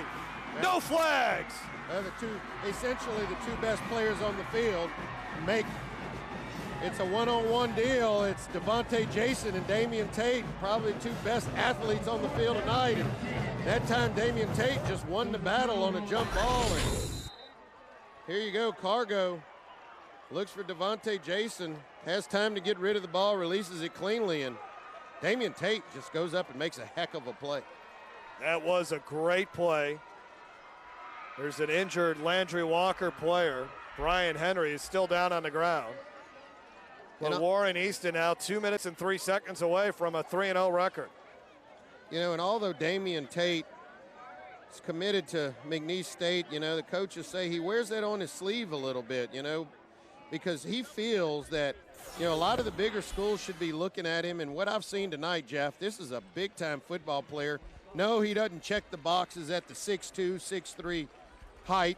You know, he's got good size on him at 180, but that's probably the only thing that's keeping some of the big schools away from him.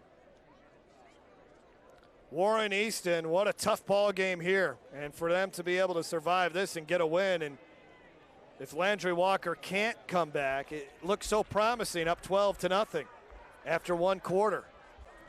But the offense once again, and granted, they're going up against a really good Warren Easton defense, but Landry-Walker offense just doesn't have enough guys to really make some big plays. Yeah, and through the air. I mean, that's really where it hurt him. Once that Warren Easton was able to contain the running game, and then, you know, you take the whole passing game away, the offense really just struggled.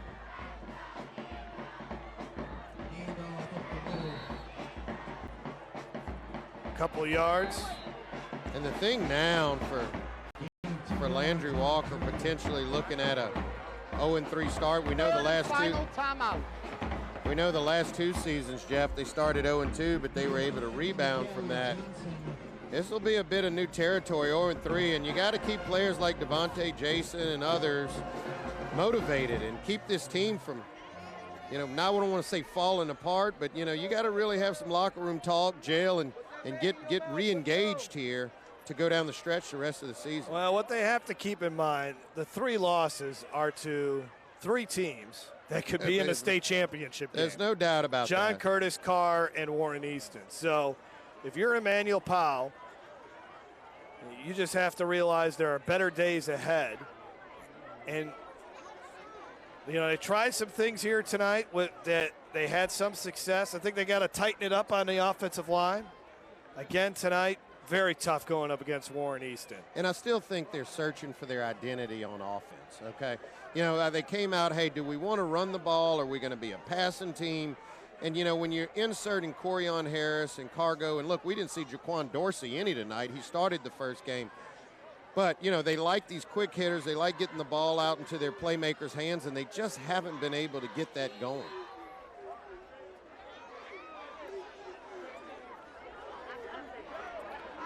Lance Lejeune on second down, barking out the signals. Barabino, the running back. 9 seconds on the play clock ticking.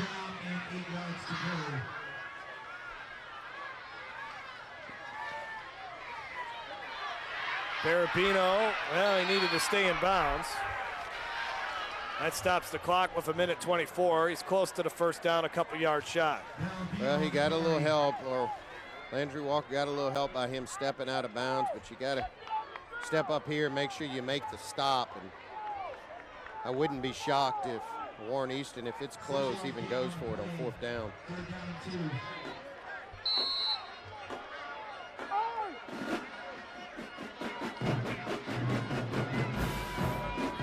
Third and 2. Lejeune keeps it, and he's got enough for a first down, and that should be your ball game. That will do it. Well, I got a chance to walk around Lejeune at the beginning of the game. He is a big kid. We hadn't really talked much about his size, and really hadn't talked much about him because they didn't do a lot through the air today. Actually, he was more successful running the football than probably throwing the football tonight, other than the 2 passes to Tate. And he's a big kid. I mean, he is a load to bring down in the running game. Warren Easton will move to 3-0, while Landry-Walker falls to 0-3, and now they're going to get into the victory formation. It's been a fun game. One of those snot knocker type games, Jason. A defensive battle. Look. Yeah, it's a lost art in football these days, you know. Well, somehow Warren Easton got hit with a 5-yard penalty there. I think they had 12 guys on the field. That's the problem. Yeah, and you see coaches coach to the final seconds. Jared Phillips is going to go on to win this football game, but you can see here he's not a happy camper. Now they take a knee.